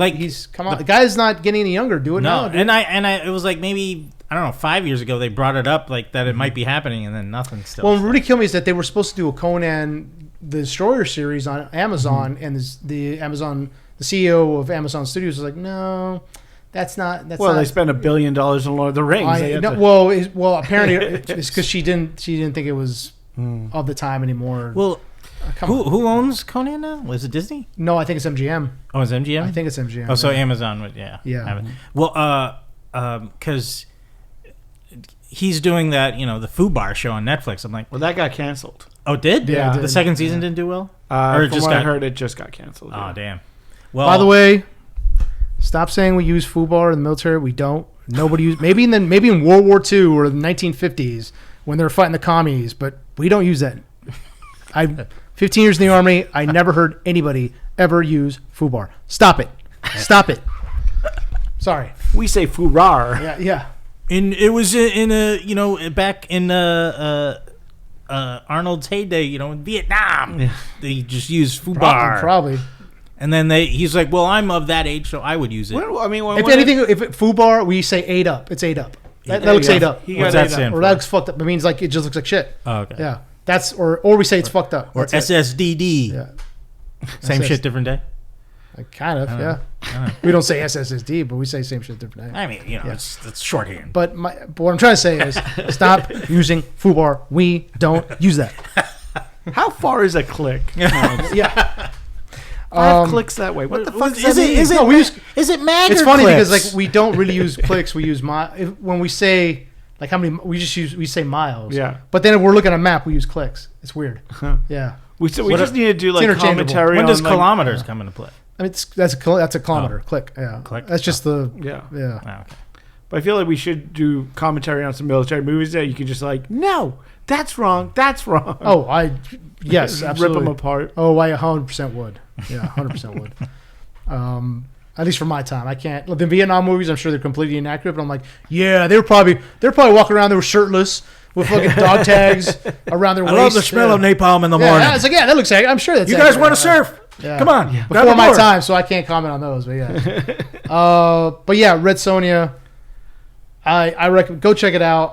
It's gonna be on digital. It'll be on Amazon soon, I think. Mm-hmm. So yeah, I mean, I liked it. Yeah, absolutely. I thought it was a very good effort on a lovely barbarian movie. Exactly. Nice. Sword and sandals movies. Yeah, love it. Try to get some eyes on Red Sonja. Speaking of eyes, Eyes of Wakanda. Yes. I haven't watched watch this. it? No, I don't No, care. I I don't It's care. 4 episodes. Yeah. It's really brisk. It's a really well done animated show Okay.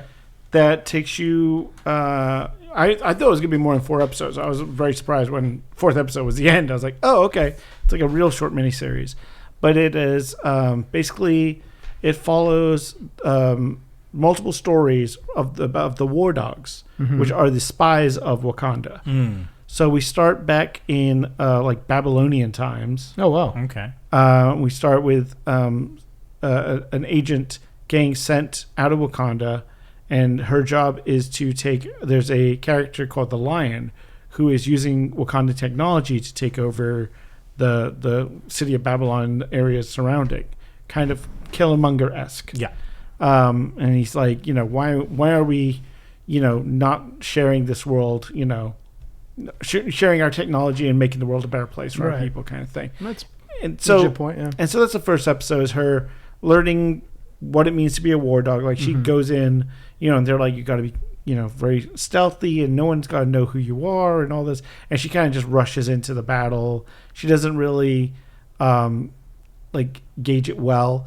And so you see the character, the Lion, he's got like a samurai warrior with him. He's got a Viking. He's got a trying to think, like 3 or 4 different types of characters in his like army, like his lieutenants. And so she has to fight each one. Like it's a fun little battle to get to the Lion, who's using Wakanda technology. He has like a staff that emits blasts and stuff like that. Is he wearing like a mane, like a lion? Yeah, he's mane? got. Well, his hair's like kind of like dreaded up, okay. and then he's got a lion mask. And so and he's basically like, look, what I'm doing is right. And she's like, it doesn't matter. Like, this is not what our people do. And she's about honor. And you know, she takes him down and takes away the technology that he stole from Wakanda and brings it back. And you find out this is kind of what the War Dogs do is, you know, go throughout the world looking for Wakandan technology that's in the wrong hands. That makes sense because of the beginning of Black Panther. Yeah. What happens. So the second episode, then, we jump forward in time to the Battle of Troy. And we see, you know, Achilles. And his Greeks are going to go raid Troy. And his lieutenant is an ex-Wakandan soldier who's like his best friend. And they've been friends for about 10 years. And you find out that he's manipulating Achilles this whole time to be on his side because there's a Wakandan, I think it's a necklace or something, like a piece of Wakandan vibranium in Troy. And so it becomes this great thing of them trying to, you see the horse, the whole deal. They get into Troy, and then Achilles, you know, like is like, you've got my back, right? He's like, yeah. And, you know, the other Greeks don't like him because he's different. And he's like, no, he's one of us. Like, 10 years I've been fighting with this guy, you know.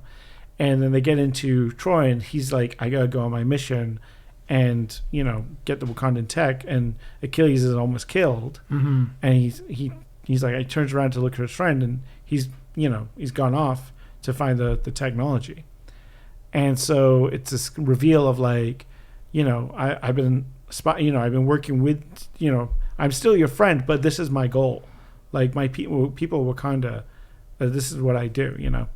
And so they fight it out, you know, Achilles and versus like Wakandan gauntleted soldier. It's really cool, actually. It's a good fight. And then the third episode is we cut to another. So then we go from Battle of Troy to like 1300s, and we find the there's a dragon statue in a city in China that has a vibranium like tongue element, and so the spy is there, and he breaks in and steals the dragon, breaks the head off the statue and takes off. And this dragon has there's a legend about it, and there's a guardian. And what you find out that it's this generation's Iron Fist. Oh. So it's a female Iron Fist, and she hops on. So like he takes the statue and he runs out to his like airship basically, and she hides away, and she ends up in Wakanda, and is like battling all the guards. And you know, she has the power of the Iron Fist. They have never seen anything like that. And you find out that this spy has a relationship with her, where, you know, they were lovers for, you know, when he moved into this Chinese city, he pretended that he was lost, and she took him in, and then, like, you know, they fell in love. But it was all a ploy. He was using her basically to get to the statue. And then, you know, she basically uses the power of the Iron Fist just to break the tongue off. It was like, you could have just asked if you wanted this, you know, kind of thing. So it's a fun episode as well, because you delve more into the mythology of the 616 and stuff like that. Now, of what the Lion was doing in the first episode is why all these it's scattered around? No, it's you not. Never know why it got there? Okay. No, just you know, the first episode really kind of sets up what the War Dogs' main mission is. Yeah. You know, if like, because you cut to the second episode, it's the same character from the first episode, but now she's older. Yeah. She's like an old lady now, and she's running the War Dogs. Okay. Going, you know, she's like missing an eye from the attack from the lion. And she's like, yeah, like we have to go and do this, you know, discreetly and covertly, you know. Gotcha. And so the fourth episode is then we cut to, you know, the fourth episode's in the 1800s. Okay. And it's like the Boxer Rebellion kind of period of time. And oh no, it's not Boxer Rebellion. Sorry, it's in Ethiopia, and it's the French attack Ethiopia or somewhere, one of those battles. And it's a town, it's a city that's about to get firebombed. And so these two, you have a prince of Wakanda and an older war dog, and they're like, we're in this town. and there's a certain hammer, like a little hammer that is vibranium. It's in this town. It's been smuggled away, and we got to get it out before this town gets firebombed, basically. So they do, and they retrieve it, and they're like, "Hey, we did it! Great job." And then a character shows up, and it's a Black Panther-esque suit, but it's very futuristic. Mm-hmm. It's like nanotech, and you find out this is the Black Panther of the future. This Queen of Wakanda, who's there, and she's like, "Look, in my timeline, you guys retrieved this hammer, and Wakanda stays isolated from the world, right? And so when aliens attack Earth, we never join the fight." And the aliens take over the planet, and they destroy all of Wakanda. They destroy most of the world, except for this pocket of Dora Milaje and her that are left. And she's like, we needed this hammer to be back in that place so that this descendant Killmonger can find it at a museum, which will force the king to stop being an isolationist. So their job now is to go back into this fiery town and put back the hammer and hope that they're doing the right thing. So that hammer is the one from the movie. Yeah, that he finds with Claw. Wow, okay. So it's a really nice, neat 4 episodes. Very, it's about 40 minutes each, maybe. Okay. Not too long, and it's a nice little story. It's all sets up, and it kind of sets up what will be with the MCU. What would you compare the animation to, to give an idea? Is it close to K-pop Demon Hunters? Is it? Yeah, in a way. It, everything's very stylized. They're very angular people and stuff like that. So yeah, very K-pop Demon Hunter. Okay. Yeah, but the fight scenes are great. I think the cinematography is really good.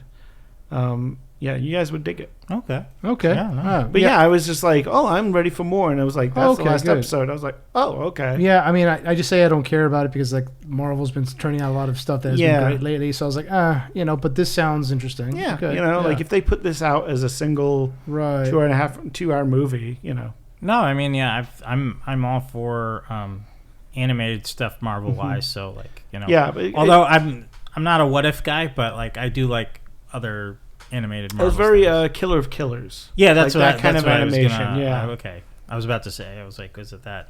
Is it more on that side? Yeah, more stylized looks. Okay. Cool. I like that. All right. Nice. So you recommend it then? I recommend it. Good. Yeah, and like I said, it's not a hard watch. It's 4 episodes. Fun characters. Yeah. Yet again, it's like, I would like a little more. Yeah. But I get and especially it's like, it's got some really good heavy hitting writing in there, and so I thought it would get more of a run, but okay. I think you're right with everyone's kind of burned out with MCU stuff, so that's why I was like, whatever. Well, they haven't really promoted this that no, much. at all. I've not seen anything. No, I didn't even hear about it until you brought it up. Yeah, it's like that, and Ironheart just kind of got tossed away. Yeah. Which is sad. Yeah. And also, speaking of another spin-off that we have on TV right now, Alien Earth. Yeah. Oh, yeah. Yeah. It's a show about aliens on Earth. You saw this, right? I did. I saw you didn't see, right? First 2 episodes are out. Yeah, the third one just popped tonight. I think so, yeah. You haven't seen it yet, Jed? I have not, but I've heard good things, though, from people. So other than you, obviously. Look, it swings for the fences, so I give it credit for that. The characters are at least a little bit compelling, but it's got that problem with the latest Alien movies that it moves way too quickly, introduces way too much shit too early. And there's no build up, man. So at first the show's about Weyland-Yutani capturing the alien species and bringing it back to Earth for studying. Why Earth? Why not a space station? Whatever. And it also goes into some background of how life is on Earth in the alien universe, right? So the Earth is basically chopped up between 4 different corporations. 5 corporations. 5 corporations. Weyland-Yutani, the one that Prodigy is working for, and some other ones. So they're basically the world governments now, right? These corporations. And this is set in 2120, so 2 years before the Nostromo and Ripley crew. Yeah. Yeah, which is another... Anyway, so it starts with... I thought that they were going to do another kind of alien type of story because we see... By the way, hats off to... The opening scene is a ship that's kind of like the Nostromo. Man, yeah. They have the exact same uniforms. Really? It's beautifully done. done. The mother room Even the looks shots, beautiful. Because does the tech resemble everything? Like it's like if you took the Nostromo and put it in today's filter and they kind of did that with Romulus too. Yeah, exactly. You know, and with today's HD cameras, it looks beautiful. And I was like, oh great. And then I brought this up. That's a car passing outside. Yeah, we got this background noise. I brought this up on the podcast before, and I kind of brought it up today, where every single time in today's movies we see these beautiful people who are straight out of Central Casting. They all look. This guy. I've been a mechanic for 25 years, and he looks like Ryan Gosling. And it's like, no, you're not, bitch. Like, shut up. It's like, it's just kind of. It's just they. You want to see road miles? Yeah, man. They're all gorgeous people. I know why they do it, but like. Hollywood didn't used to be like that. They used to, and I talked about it in the podcast before, The Thing, the original Alien. These all look like people who are... Where's the Walter Brimleys of today? The Walter Brimleys, it's just like...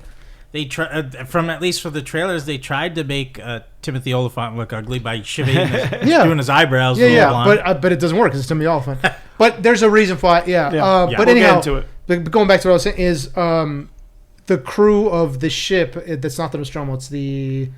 whatever it is, the Edison or something like that, whatever it is, they all look like people from the original Aliens. They look like ordinary people. Do you know what's the bit that really threw, I loved, that's such a little detail. So they're all in cyber sleep, they're in cryo sleep. Okay. And it's the kind of thing, you hear the computers, beeping and blooping up. Yeah. And then the cryo chambers open up, and one of them gets out and just lights up a cigarette right away. Yeah. And I'm like, that's straight out of the first movie. They had it in the pod with them, yeah. Now, is this ship arriving to Earth? It's got the specimens from someplace. Yeah, it's a deep space exploration mission. So they've got multiple alien specimens. Okay. Not just xenomorphs, but different kind of species in stasis. I just wanted to, because this is a pet peeve of mine when people are naming things, and I was like, they didn't come up with that name yet, I don't think. So it's like, are they calling them xenomorphs? They're not calling them xenomorphs. They're calling them alien species, whatever it is. Yeah. But they've got multiple. It's not just a xenomorph. It's multiple. Yeah. We don't know where they got them. Their orders to bring them back to Earth. Okay. It's a Weyland-Yutani vessel. It's a big point. So it's like. It's proprietary. It's not a mining. It's a science ship. It looks like it's a science vessel. And their orders is to bring these specimens right back to Weyland-Yutani, because they want to package it, claim it. That's their stuff. Yeah, do research on it. Yeah, but the crew looks like the night, like in they Alien. Got some great actors. Yeah, they look like they're these hard scrabble people who are experts in their fields, but they're not models, right? They look great. It's like six Harry Dean Stantons in a row. Yeah. And then 3 minutes later, they're all dead. It's just like... Yeah. So as it turns out, the alien, the xenomorph gets out. What a shock. It literally tears the crew apart. We see that a lot in the show. Yeah. We see different types of death from the crew. Because there's a couple that would die. Some of the species, but I mean, we don't see it until afterward. No, yeah. Until after the ship crashes. Yeah. So there's other species who are also kind of predatory. The xenomorph is the one that's, the xenomorph. It does what a xenomorph does. Yeah.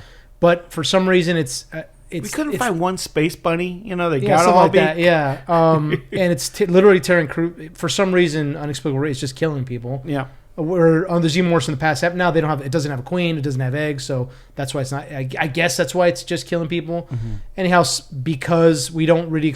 We don't. This is all done within. From the time we see the new cast, the new crew. So the time the spaceship crashes, taking out taking out the part of the main character who's this girl who's been transferred into a Wendy, a cyborg body. It's literally a minute or two. Okay. So all of a sudden they're here on the spaceship, and then now the xenomorph has attacked them. Now I'm guessing we're going to get more backstory. I hope so as the episodes go on. I feel like we're probably going to cut back to that because they built that whole ship set. And they showed multiple areas of the ship. I hope so, man, but I don't know. I'm sure they'll get to it if they haven't already did it with when they put Yeah. her in the cyborg body, but are androids a thing? So we start the episode with a little bit of like a little dialogue saying that in this world there's like 4 classes of species kind of thing. We've got our human beings, we have our synthetics, which are like our normal bishop kind of. We've got cyborgs, which are humans with robotic replacements. Yeah. And what they've created, these hybrids. And this is what this new company, Prodigy, is able to do, is they've discovered a way to download the human mind into a synthetic body. And Which is groundbreaking. It's basically the end of death. We've created immortality, right? Yeah. Which is very, I feel like that's very Prometheus. Very kind much of that so. kind of Yeah, vibe of. So are we with Prodigy or with Weyland Yutani then? We're with Prodigy for Okay. the most part. For the most part. So Okay. we're following this girl.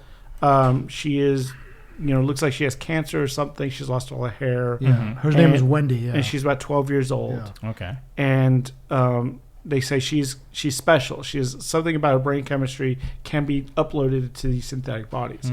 And so she's the first of this new batch where they download her brain into the synthetic. And it's the guy who created this company owner, Prodigy, is this kind of this. They call him the whiz kid. Like he's a younger guy, and his research station is called like Neverland. And so his name is Boy Cavalier. Yeah, Played by Samuel Blinken. he's great. I love it. He's playing a douchey, billionaire. And so, so he names. He's like, your body's gonna be dead. You gotta pick a new name, and she picks Wendy.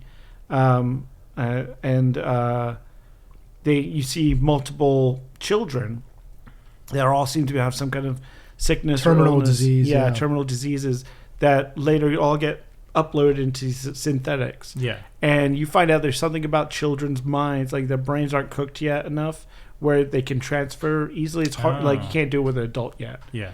And then they put them in these like grown-up synthetic bodies because they're like, synthetics don't grow up. Yeah. So we're just going to put you right into an adult body, which is a little problematic for the show, I think. Very much so. And they call them the Lost Boys. Have all kind of got code names, but it's like you have Smee, Nibs, like the characters like that. I could see that making that kind of works because Romulus, the android in that, was childlike. Yeah. And a kind of like a brother, type of vibe. So I could see that being. Yeah, and so it's interesting. So like Wendy becomes kind of, because she's the oldest of the children to get transferred, kind of becomes the grown up of this group, and then you find out that Timothy Oliphant's character is another android. He's a fully synthetic who's kind of like their teacher, and he's all logic, and he's basically he's trying to teach them how to live not as humans anymore, because they're like they all their emotions have been dulled down. So like, I don't feel happy anymore. I don't know what that feels like anymore. Do they drink milk too? I don't think we see. They them haven't drink seen that milk yet. No. We haven't seen that But yet. you see, like they talk about like the human body creates these hormones which we can't reproduce. Yeah. So we're trying to do it with software, but it's not quite there yet. So their emotions are a little off. They talk about like, I miss eating. I miss and they're still. But they're still childlike, which is in terms of the way they deal with the world. It looks a little weird sometimes, yeah. Okay. But they're like, you see the Wendy girl do like 100-foot jump off a cliff and just land straight, like superhero pose, at the bottom. And then she takes off running and incredibly fast. So they have these like souped up bodies, but really still these minds are child, which I really kind of dig the way they're doing this, because I'm like, that's interesting. Instead of them coming in as like this commando troop or anything. Yeah. And you got this, so they're, so they've been told, their families have been told they're dead because this is all proprietary technology and it's still very, iffy as this is allowed and stuff like that. So their memory hasn't been wiped? No. Okay. But they're not allowed to contact any of their families. Gotcha. And Wendy has a brother who lives in the town, in the city, as part of the search and rescue operation. His name is Hermit. He's a medic. Yeah. And so she's been keeping tabs on him through like TV cameras, like closed circuit. She's been like hacking into the systems and watching him. Oh, okay. Yeah. And the owner of the company is able to kind of like monitor her and is curious about what she's doing, what she's able to do. Because he's like, the whole reason he's kind of bored with the world. He's like, I need to find someone I can have a conversation with, because he's a super genius. Yeah, and, which is kind of very Lex Luthor. Yeah, he's kind of lonely, and he's not just wanting to produce these bodies so that we can cheat death. It's because he wants somebody to be able to have a meaningful conversation with now, which I kind of rolled my eyes with. But I was like, okay, I get it, because he's so intelligent that it's difficult for him to have a conversation with somebody because he feels very lonely. Yeah. Which I have heard that about people who are like geniuses. They are kind of lonely. Michael Crichton had that issue. He was always very lonely because he felt that he had nobody to really speak to, because it's when you get that high of intelligence level, it's hard to have a conversation with anybody because you feel so much more intelligent than they are. Yeah. So, but okay. I mean, tell me about it. Right? Chad knows. Cut to a tiny wheel in the head going around. So Hermit, who is Wendy's brother, and again, this is like, I hope we get more backstory, because all of a sudden he's like part of some type of paramilitary secret. Yeah, it seems like it's kind of indentured servitude as well, because he's I've got like 4 years left. He's got like a contract. Yeah. And he's trying to get out of it because like his whole family is dead. In his eyes, his whole family are dead. And he's like, I want to train to be a doctor, but I have to. He's a medic for a security force. Yeah. I see. Like, and that works for Prodigy. Prodigy, Yeah. So he's like, I just want to go to Mars so I can learn to be a doctor, and she's the one that hacks the system and says no to keep him, so she can keep an eye on him. Right. And so they're in the city, and you see up in the sky this ship crash lands in the middle of the city. Oh. Yeah. Well, before that, he's again. So I don't. There's a problem with these shows when they move too fast. It's like they're out on a rooftop working out with these other military people, and Aliens did this great thing of introducing us to these characters in a very short amount of time, because it's a they only have a certain amount of time because it's a movie, of like fleshing out these characters, who they are, their personalities. We had Vasquez like doing the pull-up. Right. Hey, Vasquez, you ever been mistaken for man? No, have you? Yeah. It's that kind of thing. We got Hicks. It's just a bishop. We have these characters that are. Even in Romulus, we have like these characters that they've fleshed out very quickly, and we already feel for them just in the short amount of time that we've gotten to see them. Apalm, all these. With these guys, they're just working on a roof, and all of a sudden they see the ship flying over, and they ask Hermit like, "Hey, so what's going on?" He's like, "No, I got denied for medical school. Well, I guess we're stuck with you for." And then that's it. Then the spaceship crashes. Like, it might have been called Soldier 1 and Soldier 2. Yeah, exactly. Like, hey, all right, grab your gear. And this are like people he's been with years for. Right. And they all go to explore the ship, and they get picked off, of course. And we're like, you pretty much know are these people? Like, who were they? I don't know. So they're just like glossing. I hate it when shows do this. Like, they don't put stuff into side characters. Side characters are very important because they elevate your main character. Yeah. And if the side characters aren't elevating the main character, why the fuck should I care about the main character? That's true. I don't care about Hermit. I just don't. Who's her? I kind of don't care about Wendy, because like they're kind of glossing over everything. Do we know how many episodes it's going to be? Like 8 episodes. 8 episodes. Yeah. So, but they see the spaceship. It's we see it in space. It's losing trajectory because. The aliens tearing shit up. Somehow that's affected the ship. There's one surviving crew member who is a cyborg. Who's a cyborg. He knows it's going to Earth. He radios Weyland-Yutani saying we're coming in, but they crash land in the area that is owned by Prodigy, which looks like it's like India or Sri Lanka or something like that. Yeah, okay. Is it a big city or is it? It's a big city. It's a big city. But here's the problem. Like again, there's nothing. They had just thrown like a line in there or something like that. Like, hey, Mother, slow the ship down. It's coming in from space. So imagine the force and the speed that this thing is coming in. There's nothing that says like Mother is slowing down the ship or anything. It just crash land. How the ship doesn't explode and just vaporize on contact, who knows? But it does. It does. Exactly, and that's the problem. It does. It cracks, like it hits this building, and it looks like it wounds all of like 2 people. It lands in the side of a skyscraper. Yeah.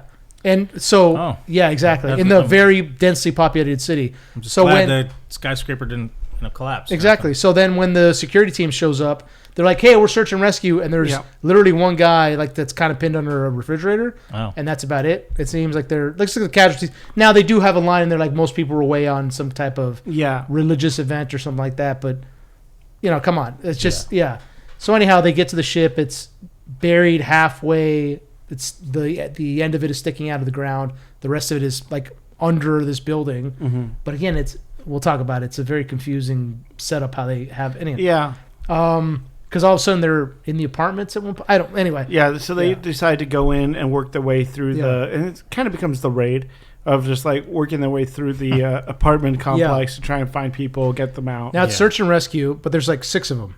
Yeah. Which was weird. It's like they're the first responders. They were there on the roof when they were. Oh my God! Sure. 2 miles away. If you want. And also they're search and rescue, but they're basically paramilitary. Yeah. So as they're going through the wrecked ship, they have their weapons pointed at the inside. Now there's flashlights on the end of them. I get it, but like it seems like they're doing it seems like they're in a hostile takeover of this thing where it's supposed to be a rescue. So it's like if you turn the corner and there's a survivor there, you're gonna shoot him. Well, I think it's also because they know it's a whaling Yutani ship. They say might that know. so I think it's like we can. If the company knew ahead of time that the ship was coming in, and they're like, "Oh, there might be hostiles on it." You're at Google, and then like an Apple product lands through the window. Yeah, but like they also talk about because when Yutani reaches out to the CEO of Prodigy, and they talk about courts. Well, we're going to sue you. No, we're going to sue you. They're not like we're going to go to war. It's not about that. Well, they're still using lawyers and courts. It's still corporate talk. It's still corporate talk. They're not fucking. They're not. No, they're not.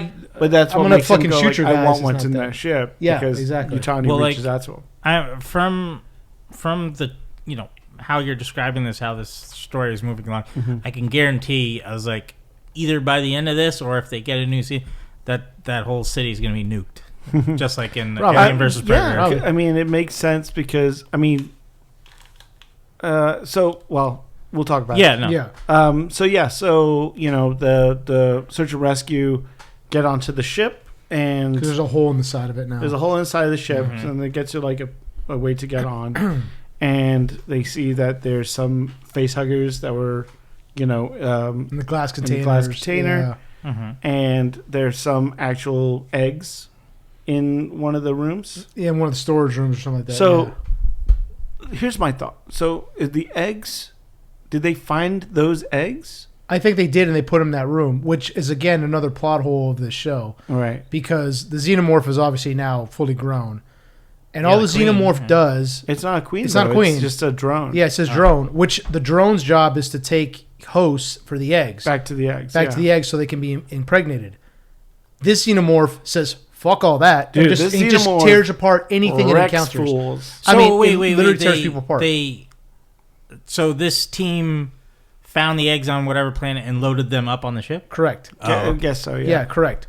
As well as like some like other like there's a couple of like parasitic bug ones that are like leeches. Yeah, that suck you dry. And there's like an eyeball squid creature that takes like it's a really that scene was pretty disturbing. They walk in and there's this cat that looks like a zombified cat. Its back legs aren't working, and it sees it and starts running towards like the response team, and this eyeball with like tentacles like walks. Like, it looks like a cat's it detaches itself from the cat, and the cat just falls over. So it's like a parasite. Like using cool. Yeah, exactly. They were able to trap it. There's like a plant creature. That's like in the middle of the ship. That's kind of growing. See, I would love an alien show that doesn't just focus on xenomorph. Like that's what this show is kind of trying to do. Yeah, because I feel like we've seen the xenomorph now so many angles, so many different ways. Like, it doesn't really surprise anyone anymore. No.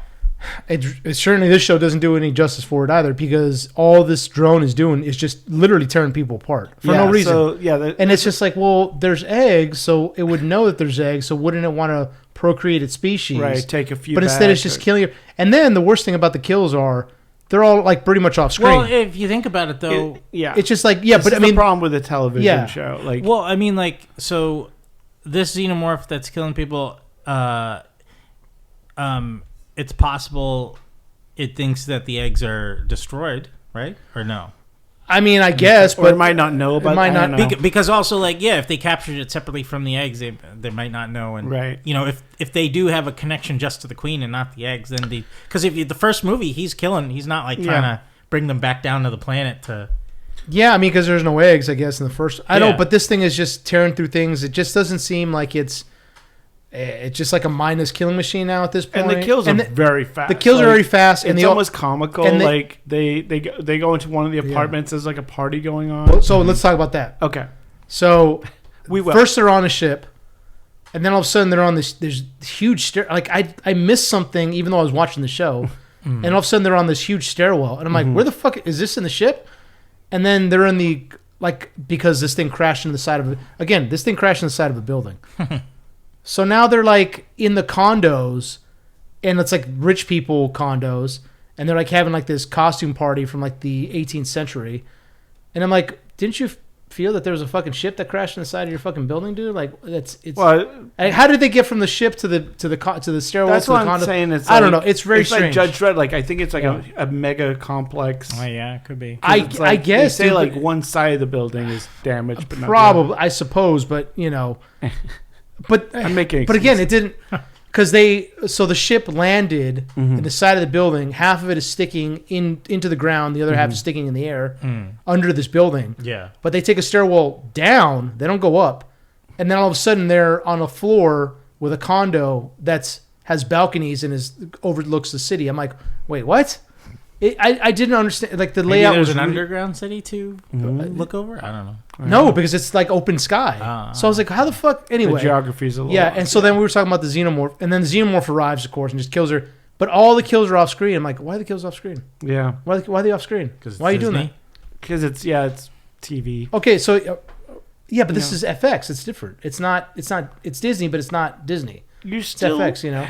Yeah, Like I get you. But the on-screen you kills. see the aftermath. You see there's lots of blood. Yeah, but big deal. Like there's people like laying there with like some blood on their chest. That's it. Yeah. Oh wow, that looks so great. Within the 2 episodes, no chest to burster. Nope. Baba? No bursting. You see its tail. It uses its tail to whip Yeah, around, yeah. and it's stab. razor sharp. Well, tail, I but- just because like they'd have to show that like if in one of these episodes a chest burster does happen, Yeah. then we would actually get to see it. But I don't know if they're if We they're see saving. we see the aftermath of someone in the ship with a hole in their Hold on, chest. just- Yeah. Well, yeah, I'm just, like it would be like maybe they're saving the gore for that one scene where Maybe. one of the main Yeah. characters. I don't know, gets, man. Maybe, but But so far, what I'm trying to say is the show looks cheap and it's boring. That's what I'm saying. Okay. It's not that it's not good. Yeah. There's definitely potential to it. I mean, Sydney Chandler is Wendy. She has, she's definitely carrying the show. But like, Yeah. it's problematic, man, because like the rest of some of her crew, who again they're supposed to be 10-year-olds in these like 25-year-old bodies, they're still acting like kids, and it does not look good. You're like, are you like making fun of people? Like, it seems like you're kind of. You can easily correlate to people who have like health problems, and you're like, oh, that doesn't look great, Right. The way they act and the way they're like running around and scared, and it's like, and then again that leads to like why she convinces the CEO like, let me take my crew of cyborgs and we can Right. go help at this, and he's like, yeah, sure. It's like, what? Well, because okay, if you I think guess. logically, it's like, yeah, these are super strong, super fast. Yeah. Like, why wouldn't you put them into battle? But then you realize, oh, they've got The kids, yeah. Well, And so that's the they're problem. Yeah, scared. they're Like, scared. They act like kids. It looks kind of problematic on screen. They're like Timothy Yeah. Olyphant's kind of trying to be a counselor, if you will. Right, exactly. Well, like that, like the fact that they don't use an opportunity or to show that the mechanical body that they've been put in doesn't boost their intelligence or Right. something. Yeah. That was like, But what's even the point of putting them in a new I body? think they if talk they're- about, Yeah.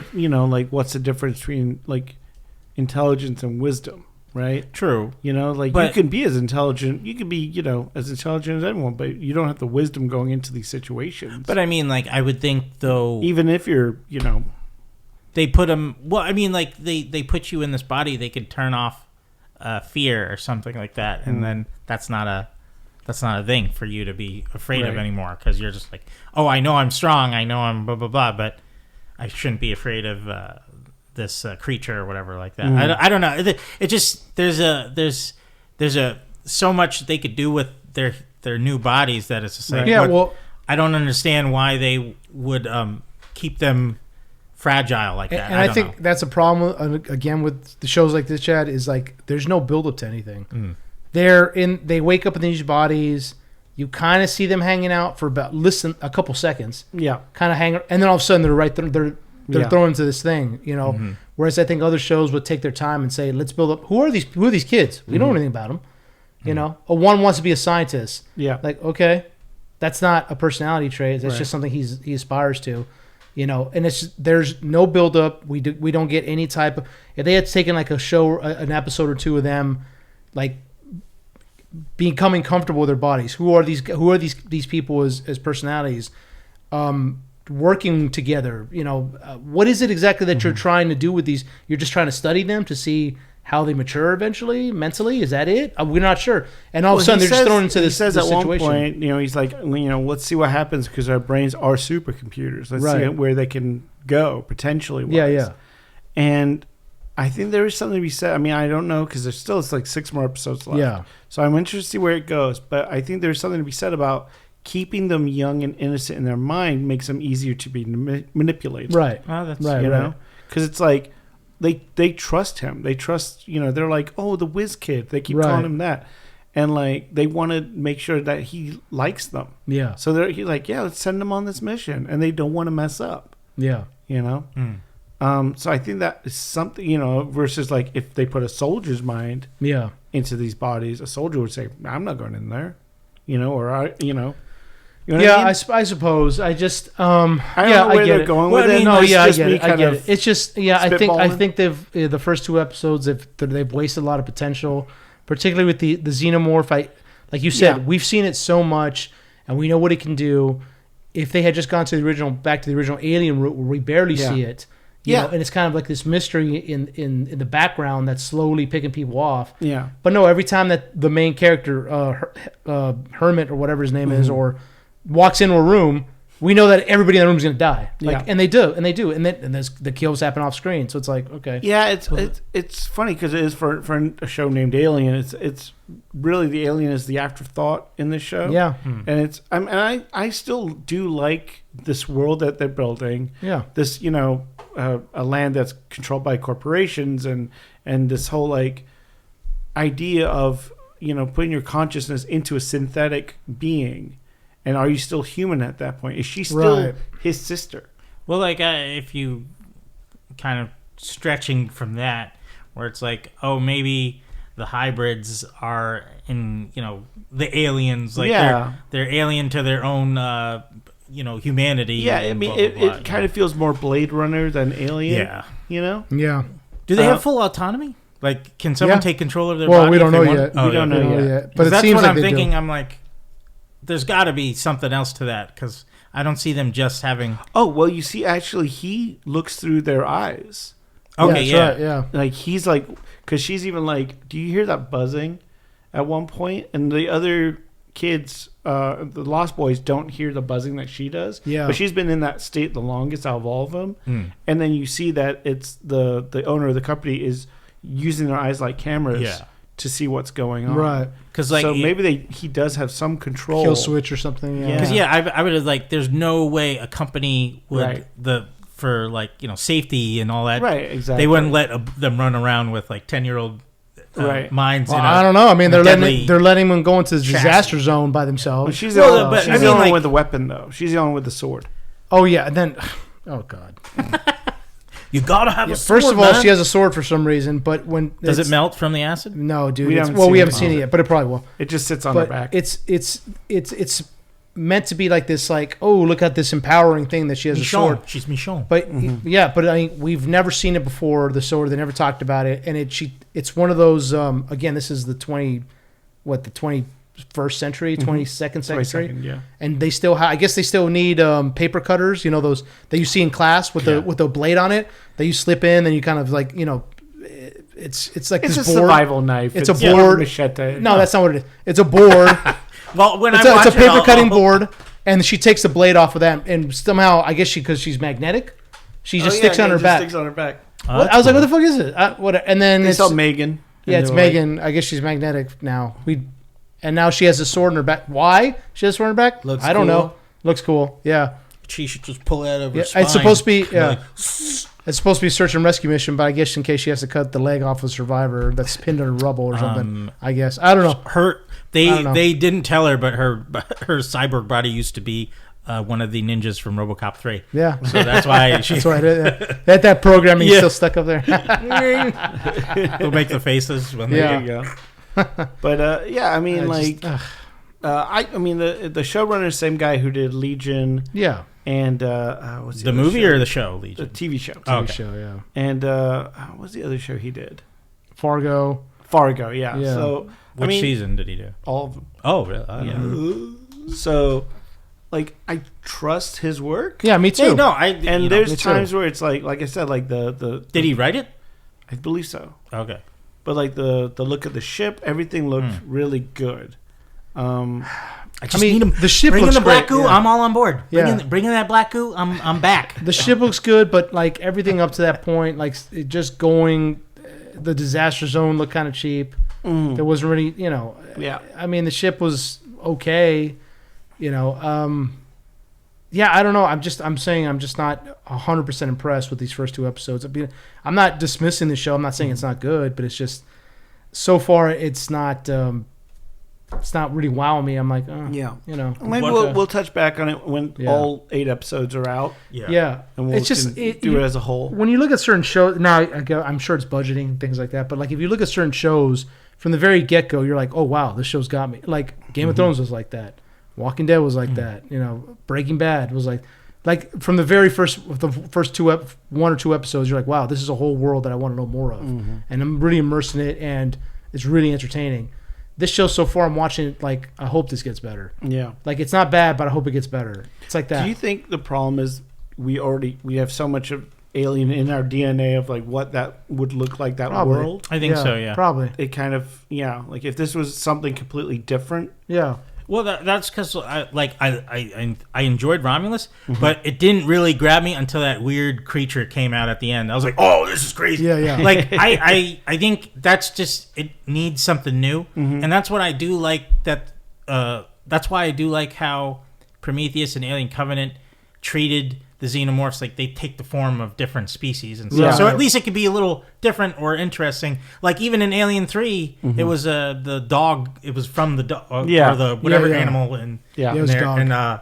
and it became more of animalistic. Yeah, So yeah. like I think that's interesting, and like if we can explore more of that differentiation of aliens and like with the eyeball thing, that's interesting. Yeah. Like just show more of that. And I loved the Kenner toys back in the 90s had all these different aliens that were coming with out the wings. So you had like a snake alien or a mantis or a NECA does some of them too. There's like a spider one. There's exactly. different- I'm like, let's get more of that stuff. Like the more weird Because like zombie movies, they get boring to me after a while when you don't have different types of.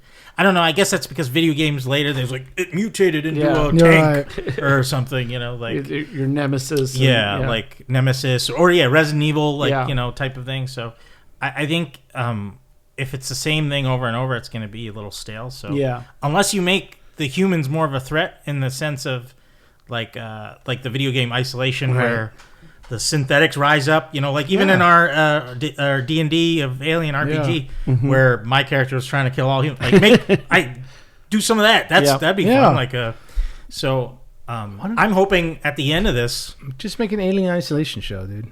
we see the guy running the company, and he turns on a screen to talk to a guy, and it's Michael Fassbender. I'm sure we're gonna get something like that. Yeah. No, we won't. I'm sure we we'll get won't. something. Ridley's like, I'm not. You guys don't appreciate my fucking shit. Fuck you. This is coming out right before Badlands comes out. Yeah. And I know that Wayland Yutani's in Badlands and some stuff. So maybe there's some tie-in. We don't know. We'll see. I need my third David movie. Damn it. Get Fassbender on the line. Yeah. But anyhow, I'm going to keep watching. I'm not saying it's terrible. I'm not wowed so far. Yeah. Which for the first 2 episodes isn't great. So. Yeah. But I think we'll touch base on it. Just do an Alien Isolation show. What the fuck? Like just like how they won't do a movie based on Resident Evil 2. Just do an Alien. What's wrong with you guys, dude? What the fuck? What the fuck are you guys doing? Jesus Christ! It's all laid out for there, dude. Just you own the property and just do that. There you go. Or what if why do they do this? They do a movie. There's a distress call to a ship that's their steering and like mechanical stuff is going awry, and they're going to be entering into a sun or like a black hole type of situation, and they go to save the people on it, but then there's like a alien loose on the ship, and then they gotta save the people but also get them out of the ship before it hits the sun or the black hole or something like that. But it's a surprise. You don't get there to the later part of the movie. Like the alien doesn't show up. It's like a. Are you just talking about Event Horizon? Yeah, that looks like Event Horizon. But different. But different. Hold on a second. Alien Horizon and Sunshine mixed together. There you go. You just put it. Boom. I just watched Sunshine again the other day. It's fantastic. It's a great film. That movie's so good. Yeah, and then that other movie, Supernova. Throw that in there. I love Supernova. Somebody gets possessed by mutations, and make it fun. That's Make a good it fun. That's a good triple feature right there. Yeah, that is. And Space Marines come in, and then the scientists, and then synthetic. Everybody's going at it. Yep. Ship blows up. I wouldn't mind a Space Marine show. Timothy Oliphant's look in this new series is based on Rutger Hauer from Blade Runner. That's why he's got okay. That's good. Well, I mean, technically, that is the same universe. Yeah, true. And and Timothy Olyphant is killing it, man. Yeah, he kills it in everything. Does it? I was curious because I've only seen him as a police officer or like a cowboy. Yeah. So to see him, well, also I can't not say I haven't seen him in Scream 2 as a psychotic. Right. Sure. But I mean, you haven't seen Scream 2? No, I have. Oh, I'm saying I shouldn't say I. Those haven't. are the three faces. He was in The Girl Next Door as like a pimp / like pornographer. Yeah, he's pretty good in that actually. In what? Girl Next Door. Oh, 2004, 5, something like that. Really? Yeah. I'll have to check that out. He's really good in it, dude. Okay. Yeah. Because Chad's only watched one scene of that movie over and over again. Well, I've never heard of it, but I really mean, good. But no, I've just never seen him do another type of character. This is a very kind of like logic based, and he's like robotic and very robotic in ways. Okay. He talks about humanity being, like they were food. They thought they were the top of the food chain, and now they're not. That kind of came out of nowhere. Yeah, that speech. His little speech on the I was like, okay. He's protecting his people, which is synthetics. Yeah. Because I don't want to watch him and then just see Justified and be like. Well, no, and then it's funny because you see these kids and they're acting scared, and he's like, "You're not human anymore." Like he's got to be like reinforced that, like, right. no, you can't get hurt. Is his accent there? No, he's doing very kind of just average. Monotonish, not monotonish, but cool. Yeah. I'm gonna keep watching. I love Oliphant. So. Yeah, me too. He's fantastic. He's everything he's in. He's awesome. So Oh yeah, never steals a show. It's the scene. And also a movie that's kind of alien-ish, I suppose, from the trailers. Together. You watched this, Watson? Oh yes, Together. Yes. Yeah. The Alison Brie and Dave Franco. Yeah. It's pretty much all there in the trailer, which is very fun. Like it's a fun movie. I'll say it's much like Weapons, where it's psychological thriller. A little psychological. It has a lot of layers to it. They play a young couple that live in New York. They decide to move out of the city and move to a very small village town up north, northern New York State. And James Franco plays like a musician, so he's like traveling back into the city. Alison Brie is a teacher, like an elementary school teacher, and they're living this suburban life, and you find out that both of them are are very codependent of each other, and trying to figure out what their lives are now that. He's going to the city every day to try and get work as a musician. She's there at home, and so they decide to take a hike in this beautiful, lush land, and fall into this crevasse, cave system where there's a sunken church. Oh, and they're there and they decide to spend the night there, and. One of them, I think it's Alison Brie's character, runs out of water, it's James Franco. Franco decides he's going to drink some of the water that's running in this creek that's right there, and in doing so, something happens to their bodies. So he starts almost getting a need to be close to her, it comes over like a fever of I just have to be with her. Yeah. And you find out through the course of the movie that there was kind of this cult that was in that area of their whole thing is the two people can become one creature, one body.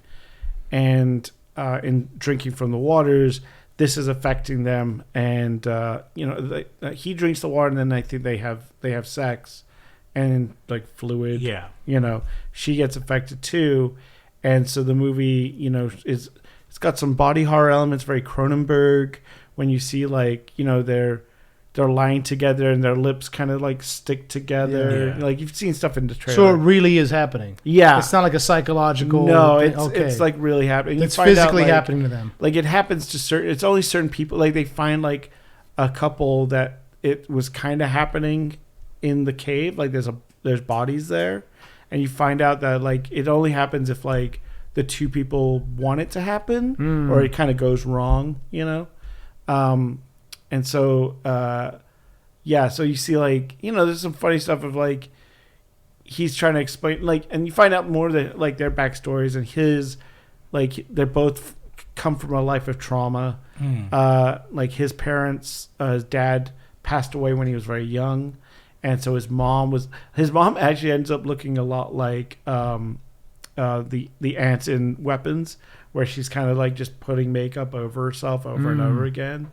It's like one of the big scares in the movie is like you see her like he's like as a kid trying to like, hey mom, let's go out for eat, and she's like turns around like with this garish makeup and grin like kind of thing. And so they're both coming from this kind of place of trauma. Her parents are coming over, and you see some of the stuff that happens, like it's in the trailer too, where he's in the shower and like she decides to take a car ride, and as like she's driving, like he's getting like moving in the shower to where the car's going. So like he's getting pulled towards the wall. Like they just can't stop themselves from trying to combine. It only happens on his side though? No, it happens both ways. That's Yeah. Not as strong with her at first though, because I think he's more exposed to it. I see. And more 'Cause he drank directly. it, Yeah.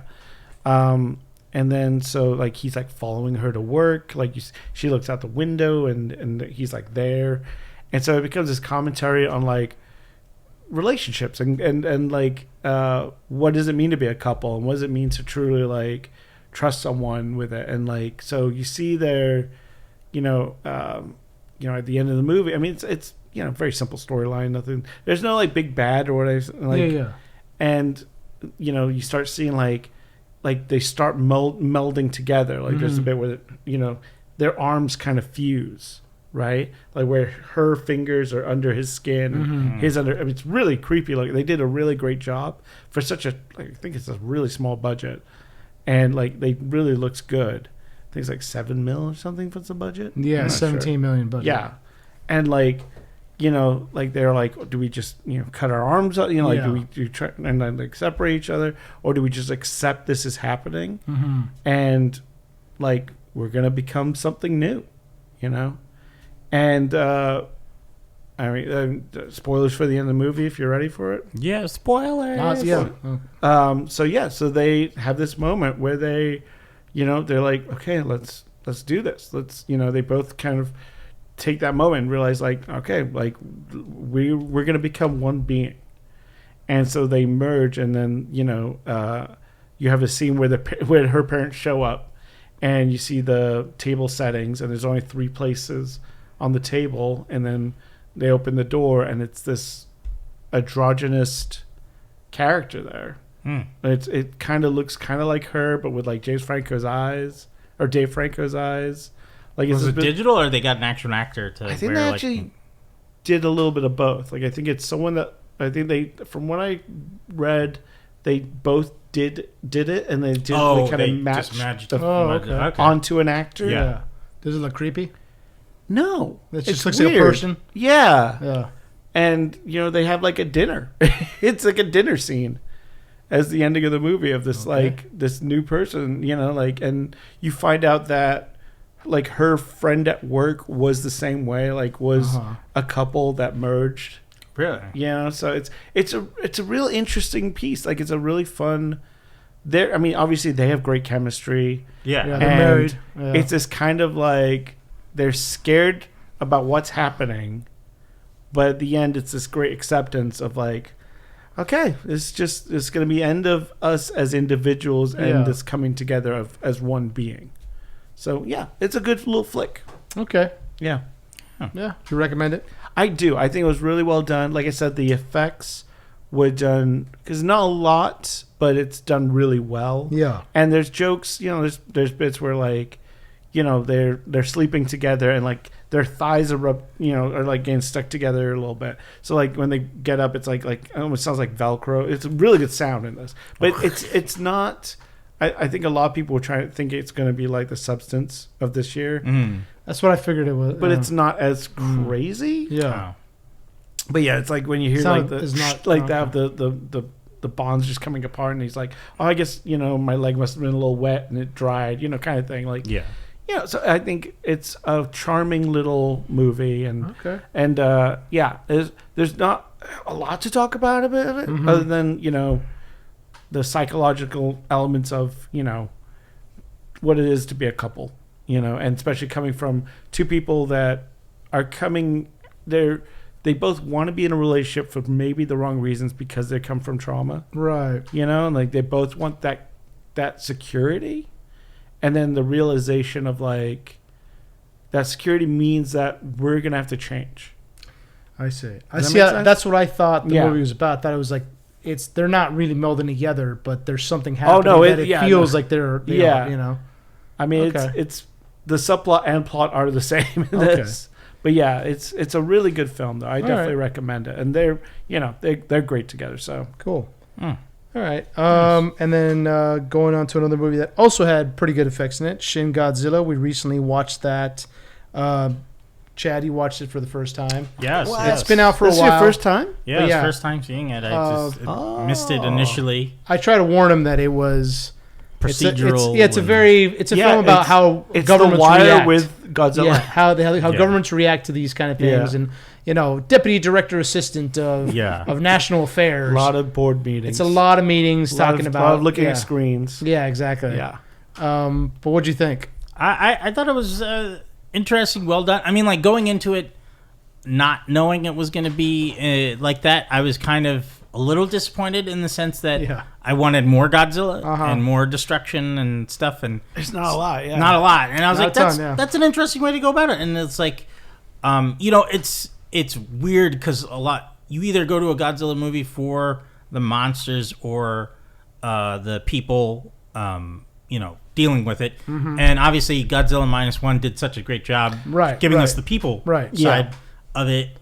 And and then the new ones that we make here, not so much. They don't do what? And Dan Stevens does dentistry. I mean, that the best part of the movie. Other than that, Millie Bobby Brown was in a movie with. I mean, the creatures look cool, King but Kong. we don't get a lot of them on screen. Yeah. Ken Watanabe says, "Let them fight." I mean, you get, and Bryan Cranston dies immediately. It's great.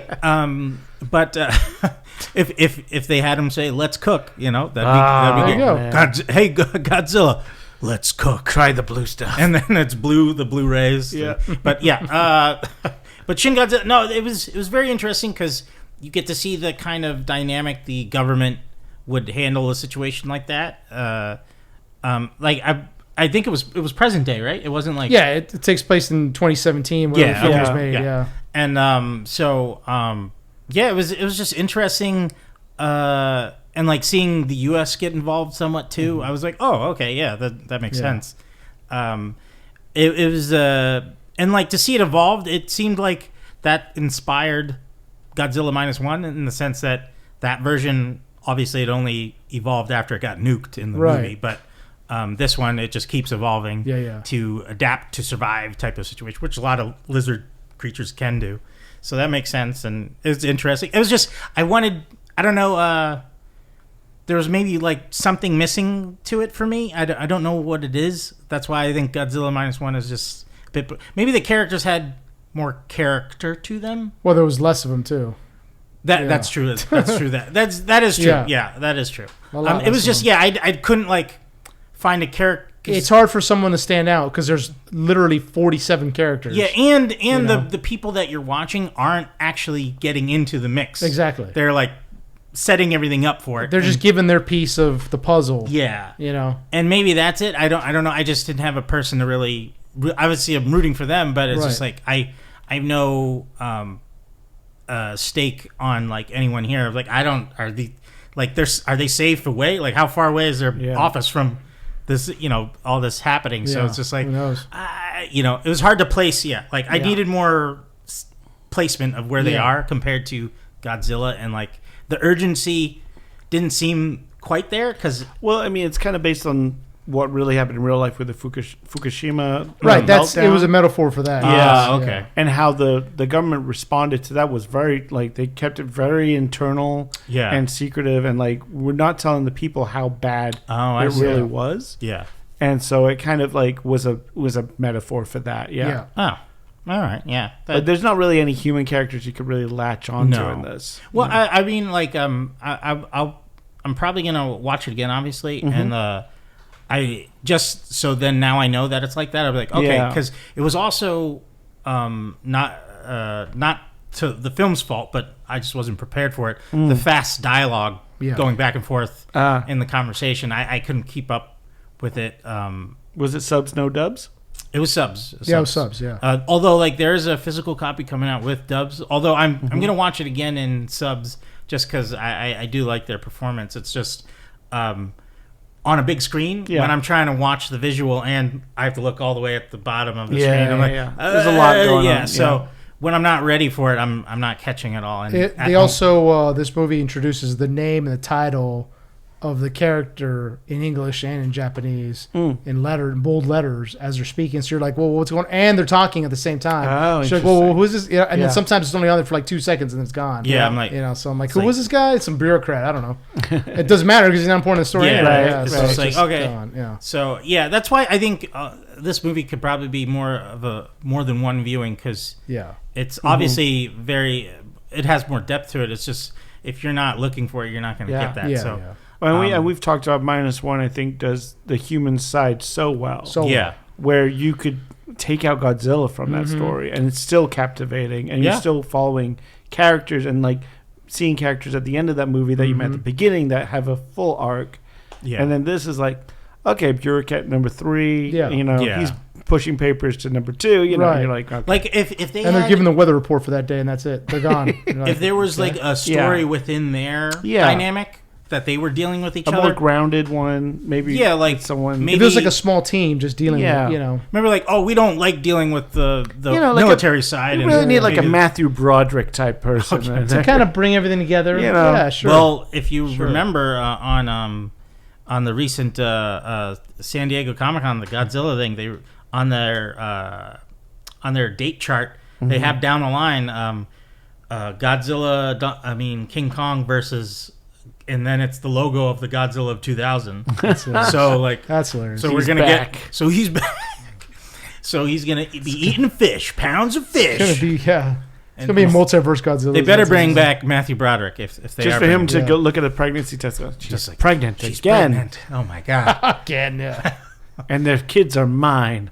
But no, I really think this one's fun. This is up there with one great Godzilla film. So it's good. I'd recommend. No, the Godzilla when he's shooting the breath out of his back and he's just destroying all the lasers that come out. I think that was like I get it. Yeah. But I think it was just that's too OP. He's very OP in this for sure. It's just like for sure. Right, and you know about the next evolution that was planned, right? No, we saw him in his tail. Remember at the end? Oh yeah. The little bodies. Yeah. So the idea, like they drew out like 10 stages of the evolution of Godzilla, where the next stage would have been his body would have broken down to human-sized Godzillas that would have gone around and destroyed humanity and basically become a plague on the planet. Jeez. And then he becomes basically the planet, and then he'll become the universe. Like it was like this whole thing where he becomes God, basically.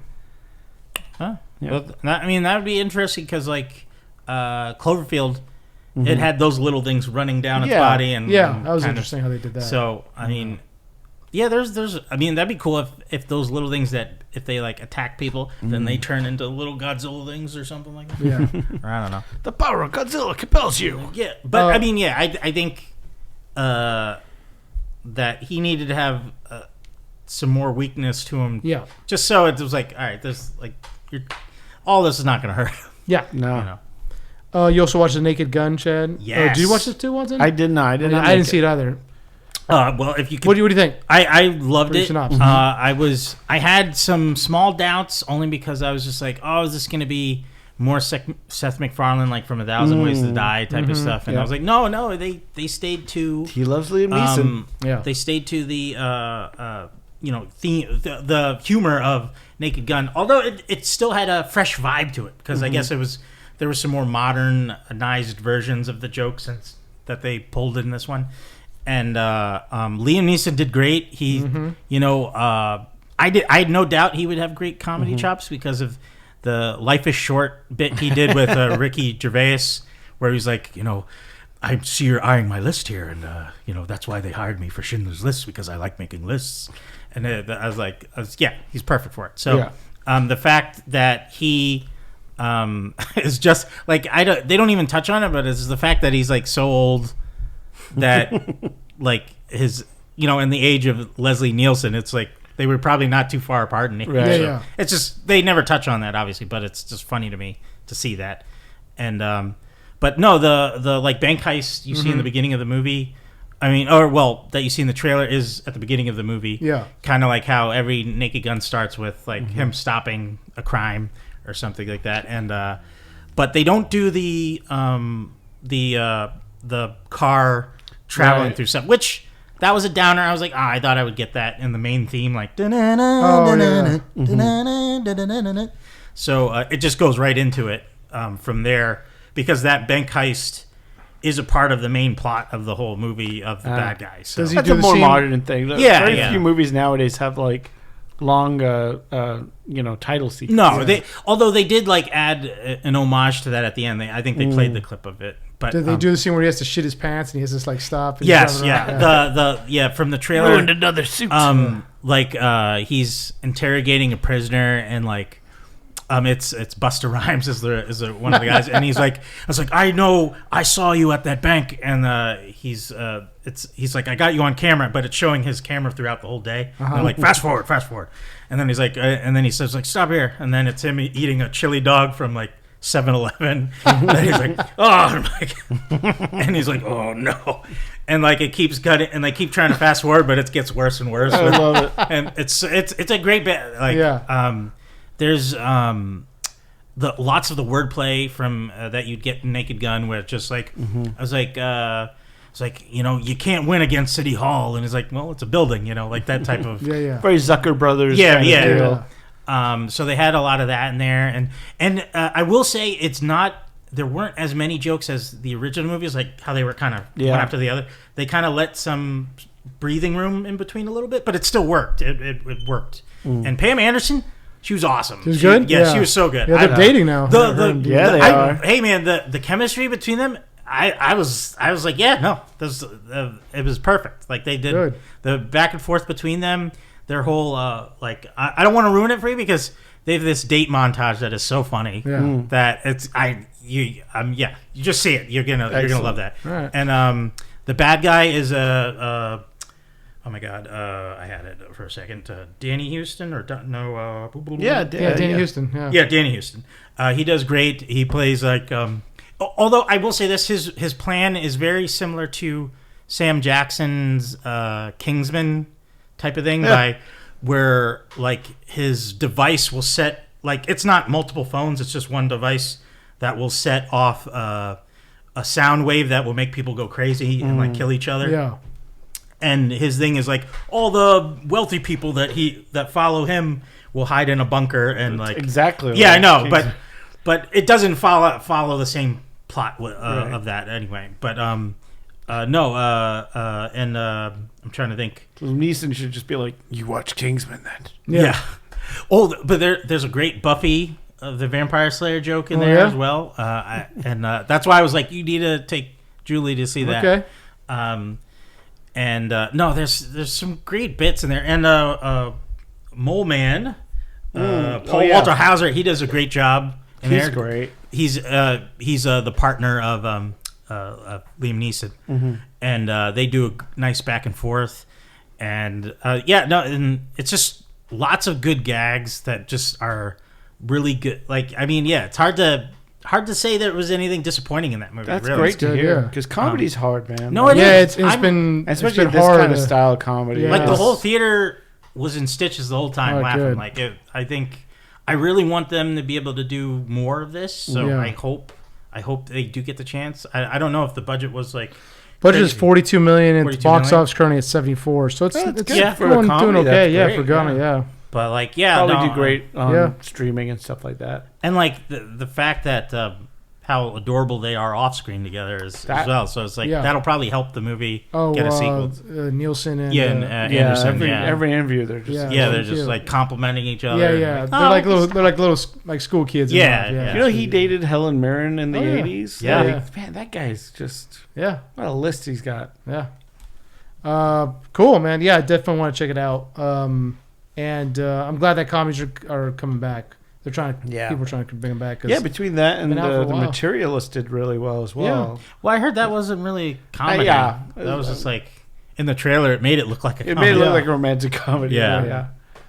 But yeah, good. Naked Gun. I want to see it. Check it out. And finally, we went to Midsummer Scream this past weekend, the Halloween convention that's held in Long Beach. I went with Julie. She went as Ghostface dressed up as Ghostface, the killer, because she loves that. Mm-hmm. So she was Were walking you around. Billy? So I was not. Because I knew it was gonna be warm. You want to be Stu. Yeah, so I just wore a t-shirt and shorts because I'm like with a Halloween themed t-shirt because like it's too hot down there in the convention center. There's so many people that it gets really warm. Well, and I Billy just has a white T-shirt and jeans. Nah, I'm No? not gonna. No, I'm gonna do it. No, I don't wear white shirts. You don't So- want those nips popping through. Definitely not. And but yeah, so they ran it from Friday to Sunday. Friday was only from 6 o'clock to 9, so we just picked up the passes. Went to go see Weapons because Julie hadn't seen it yet. Then Saturday, Sunday, we spent the entire day there. It was fun. John Carpenter was the main attraction there. Of course. He had a whole booth to himself, this massive booth that for his company that he runs, a comic book company. And it was to just get him to sign something was about $120. I think another picture with him was another couple, like another $100 or something like that. I'm not really sure, but his line was ridiculously long. And luckily, Julie and I got what's called the Gold Bat, which is like the VIP pass, which allows you an out. So everybody else gets in at 11. VIP gets in an hour early at 10 o'clock. So we were talking to people in line. There's this really nice girl, Heather. She's like, "Hey, I'm trying to." She had this is a So you fourth. jumped right into line at 10? So yeah, no. So we got there at we left the house around like 7:30 because last year the Gold Bat line to get in early was already super long. Oh, wow. So we knew it was going to happen. So again, we got there around like 8:30 ish. So we waited for an hour and a half, and then we were still weren't at the front of the line. We were at towards the beginning, but like we weren't at the rec. There was already like half a dozen people in front of us. It was crazy. Yeah. Damn. But we had this nice person, Heather. She was like, I'm going to run to John Carpenter's booth because she had been trying 4 times already to get him to sign something, or this was her 4th attempt to get him to sign something. And so I was like, oh, that's... Stalker much. Yeah. So I was like, oh, that's a good idea because like John Carpenter. I grew up on his films. Yeah. But I was like, I knew he was going to be there, but I hadn't gotten anything for him to sign. So we ran to the line, got in line he wasn't there. He didn't show up until I think like 2 o'clock or 1. And so got there, but there was a line to pay for him to be able to sign whatever he wanted. You got a wristband. So I went over to one of the vendors, picked up a Michael Myers figure. Julie did the same. Then they have vendors there. They have the Hall of Shadows, which is their mini haunts. So different haunts come out there and they set up basically something that can fit in a garage. Very elaborate things, man. They got like steeples and like they look like prisons and they look like haunted houses, but they're very tiny little mazes. Went through that. I exchanged contact information with Heather. I was like, if you see something like they start lining up, let me know. Luckily she did. She hit us up, and so we went up there. There was already 1 million people in line waiting had already paid to see him. So we probably waited about another hour and a half just to get up to the front of the line. Damn. And there was another line that extended. You guys have been to Long Beach Convention Center. You know how big it is. There was another line that extended to the end of the convention hall for people just waiting just to pay to get in our line. Stand by. So they were waiting in line to get in line. It was nuts, man. But he was very engaged and very engaging with everybody. Very nice. Everything. He'd go up there. He'd give people a little bit of time, talk to them, ask questions about what it is that they're signing, this and that. I went up there and told them like, hey, we had a John Carpenter night at the base in Iraq where we were at, and in the movie theater we took over there. He's like, oh, that's great. Thanks a lot. He said, how was it over there? I was like, yeah, I told him it was rough, but we got through it. He signed my Michael Myers figure. Julie went up there dressed in Ghostface, and she started talking to him. He's like, I can't hear you. He's like, let me see you. So she takes her mask off, and he signed her figure. Really cool guy. And at one point, as we got up there, this was before he signed our stuff. He had to go to the bathroom, so he's walking by, and of course everybody's taking video of him. Yeah. He saw Julie and like pointed her and was like, hey, it was like yeah, that looks cool, So it was cool little interactions he had. He didn't like ever feel tired after a amount of people. I didn't seem like it. He just took that one. As soon as we got up, we were like one person away from him, and he took a break just to go to the bathroom. His wife Sandy King was there, who's been with forever, and she's like her kind of like wife manager. Yeah.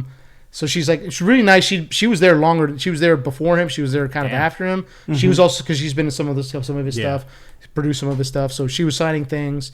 Really nice. I talked to her, and but yeah, it was really engaged, cool guy. And then Greg Nicotero, who has worked on Walking Dead, he did a lot of the makeup, a lot of the special effects on Walking Dead. Also directed a couple episodes. He's directly across from Carpenter. And I didn't get to see him. He was only taking cash for some reason. But his thing was cool because, like... Yeah, he was. Yeah, don't let that government find you. That's what I'm thinking. It's like he just doesn't report it, it seems to me. But, which is fine. This is Greggy's money. Exactly. Uncle Sam could But his thing was cool because his was only $60 and it included a selfie. I was like, oh, that's cool. That's not bad. Yeah, no. So he'll sign whatever you want, then it includes free... So I couldn't find any cash Saturday because, of course, all the ATMs were out. Polaroid pictures? No, it was whatever. No, yeah.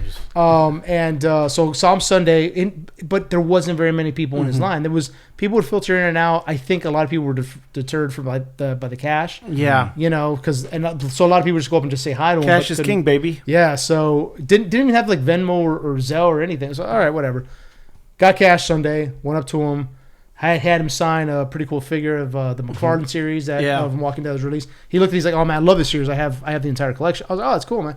So he signed it, and then I told him, I said, I just want to thank you for something. In 2010, when Walking Dead started, it's still kind of taboo to paint the U.S. military, in kind of a negative light because we were still coming off the 9/11 patriotism bump. Yeah, we were still involved in Iraq. We were still involved in Afghanistan. So kind of like painting the military in a negative light where they were doing things other than honorable acts was just not very accepted at that time. It wasn't that it wasn't accepted by common audiences, but a lot of studios and other productions, they just weren't doing it. The military is this great thing. Also, Hurt Locker had won, I think, an Oscar around there. So it was like this whole like, hey, they're angelic figures that don't talk shit about them because they're just that's ill mannered. It was that kind of feeling.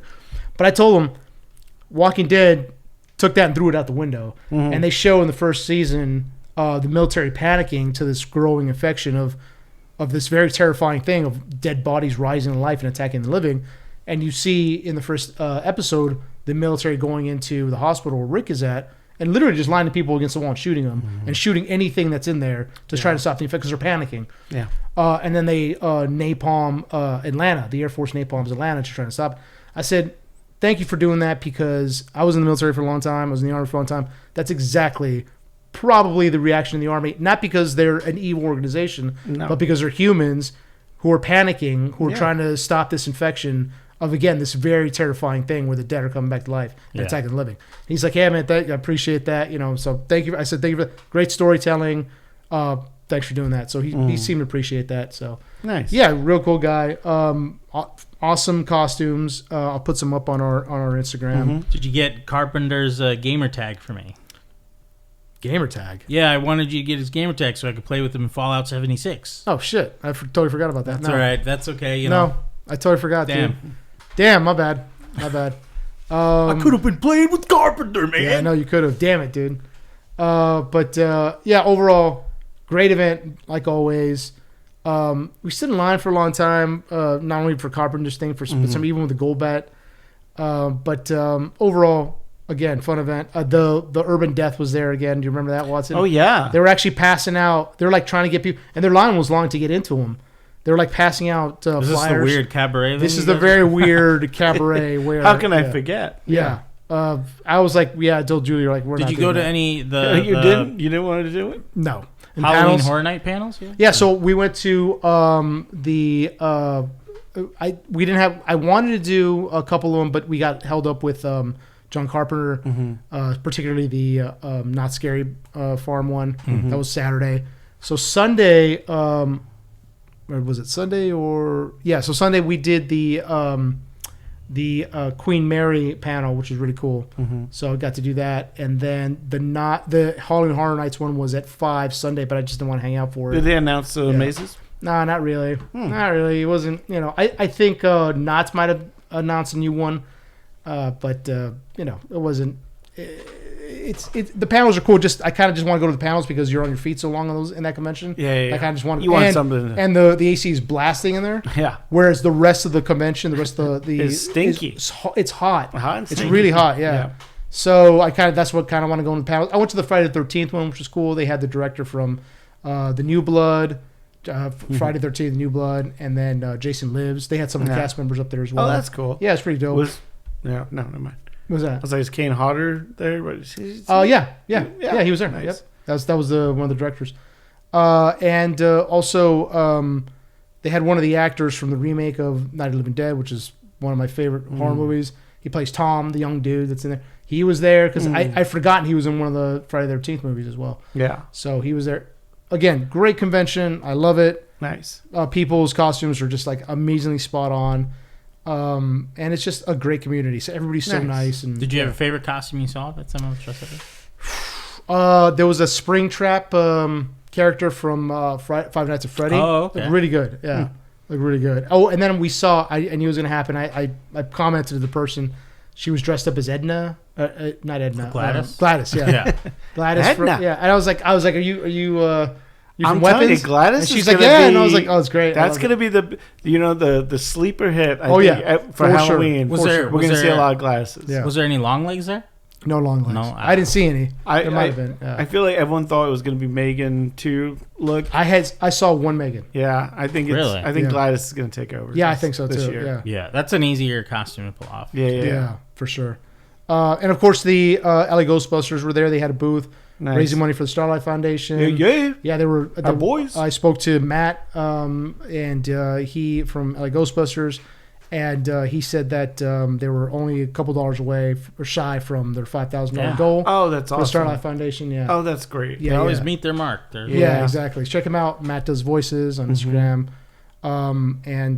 They had their whole setup there. They had their privately owned Ghostbusters vehicles. Nice. They were doing the raffle and all that. So yeah. Did they have the setup of the containment unit? I'm sure it was there, but I don't remember seeing it. Oh, okay. Yeah, but he said that thing's kind of fragile. So it's kind of I hard remember to the carry last time I around, saw yeah. it. It wasn't.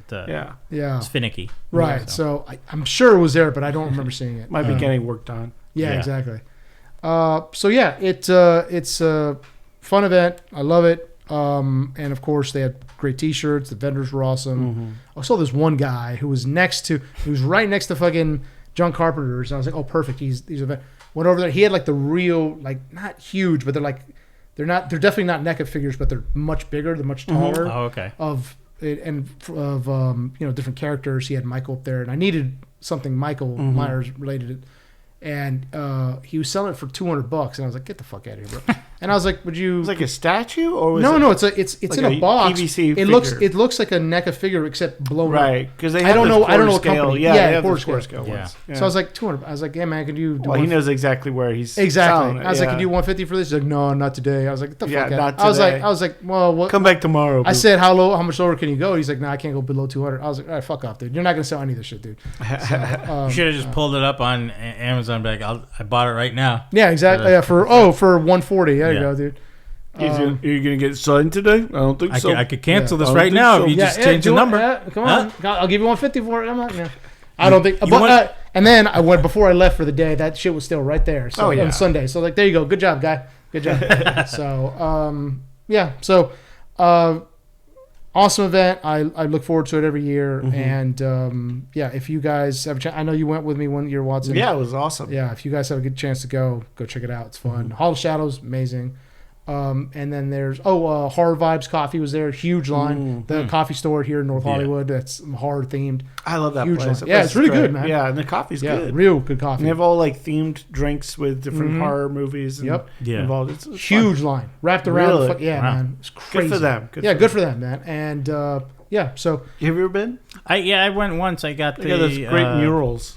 I forget what movie it was for that I got it, but I remember not prepared for the flavor that I had. So when I took a sip, I was like, I started to gag. It does sound like it was bad. It does taste like Jason's it cock. made me gag for a minute, and I was like, what did it taste like? But I think it was like some kind of like it was some kind of weird version of not actual boba, but it had like that boba flavor to it, and it just a tapioca. I wasn't because it was like green, and so I didn't know what flavor I was getting in here. Okay. Yeah. And then I had it. I was like, it's like Tremors. Oh yeah, it was for Street Trash. That was the movie because my friend worked on that film. Street Trash. Yeah, it was like a remake of an old like 80s horror movie where they're killing all the homeless with this virus where their flesh melts off and stuff. Oh, okay.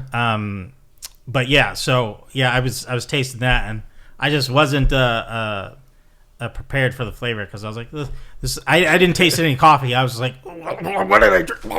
Did you finish it? I finished it, but like I used it as a gag too to film for my friend who worked on the movie to send him, and because when they get infected with the stuff, they're like, yeah. So I'm just sitting in my car dribbling it all over.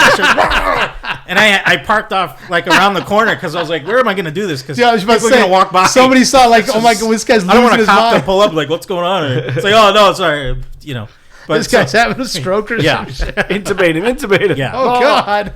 So and like I was like, it's like this green foam. Yeah. Like I was hesitant at first because I didn't want to go full crazy with it. Yeah. Because then it's like I only got one shot with that. Right. So I was like, I'll just have to like let it dribble. You clean your car for a week. Yeah. So I was just like, I took little sips like and tried to keep it.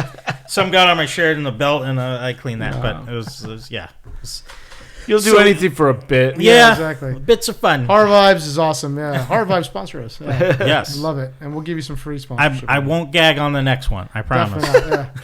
Yeah, we'll give you some free ads. That's the quote on the box. Yeah. I won't gag on it.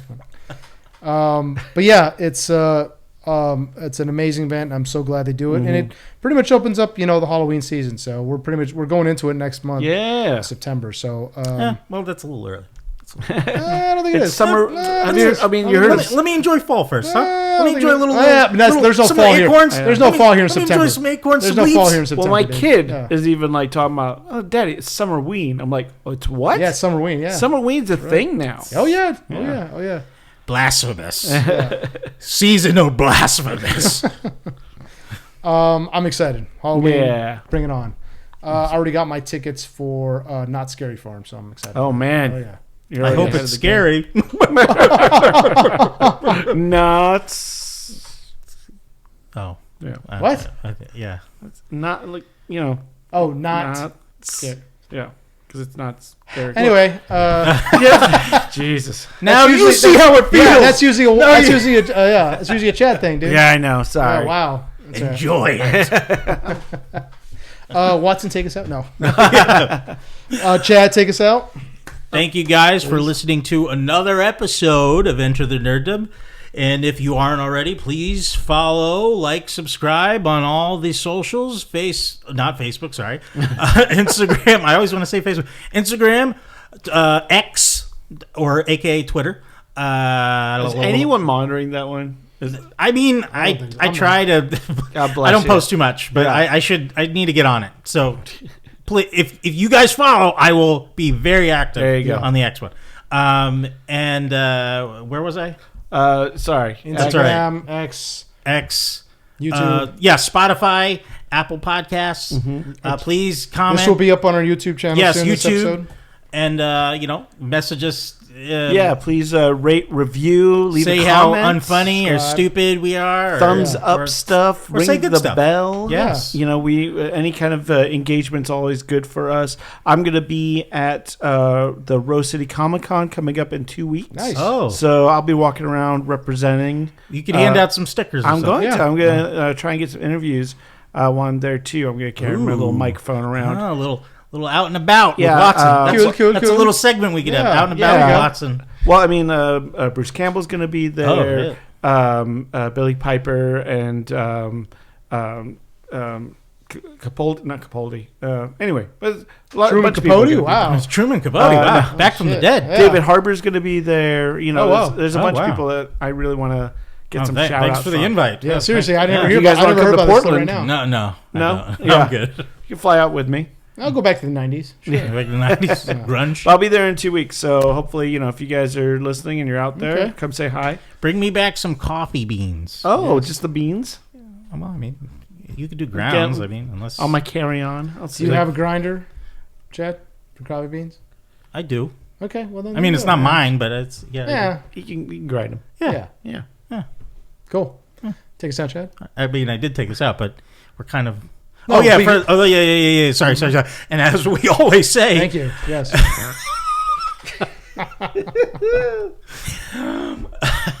enter the nerdom, exit the trauma-filled movies that Watson loves to the world to enjoy. I don't know where I'm going with this. Trauma and Summerween. Yeah, Summerween. Submarine. Summerween. Oh, geez, sorry, Jesus man. Christ, God, man. submarine. Sorry, I didn't hear you mumble it. Submarine. All right, bye. Bye.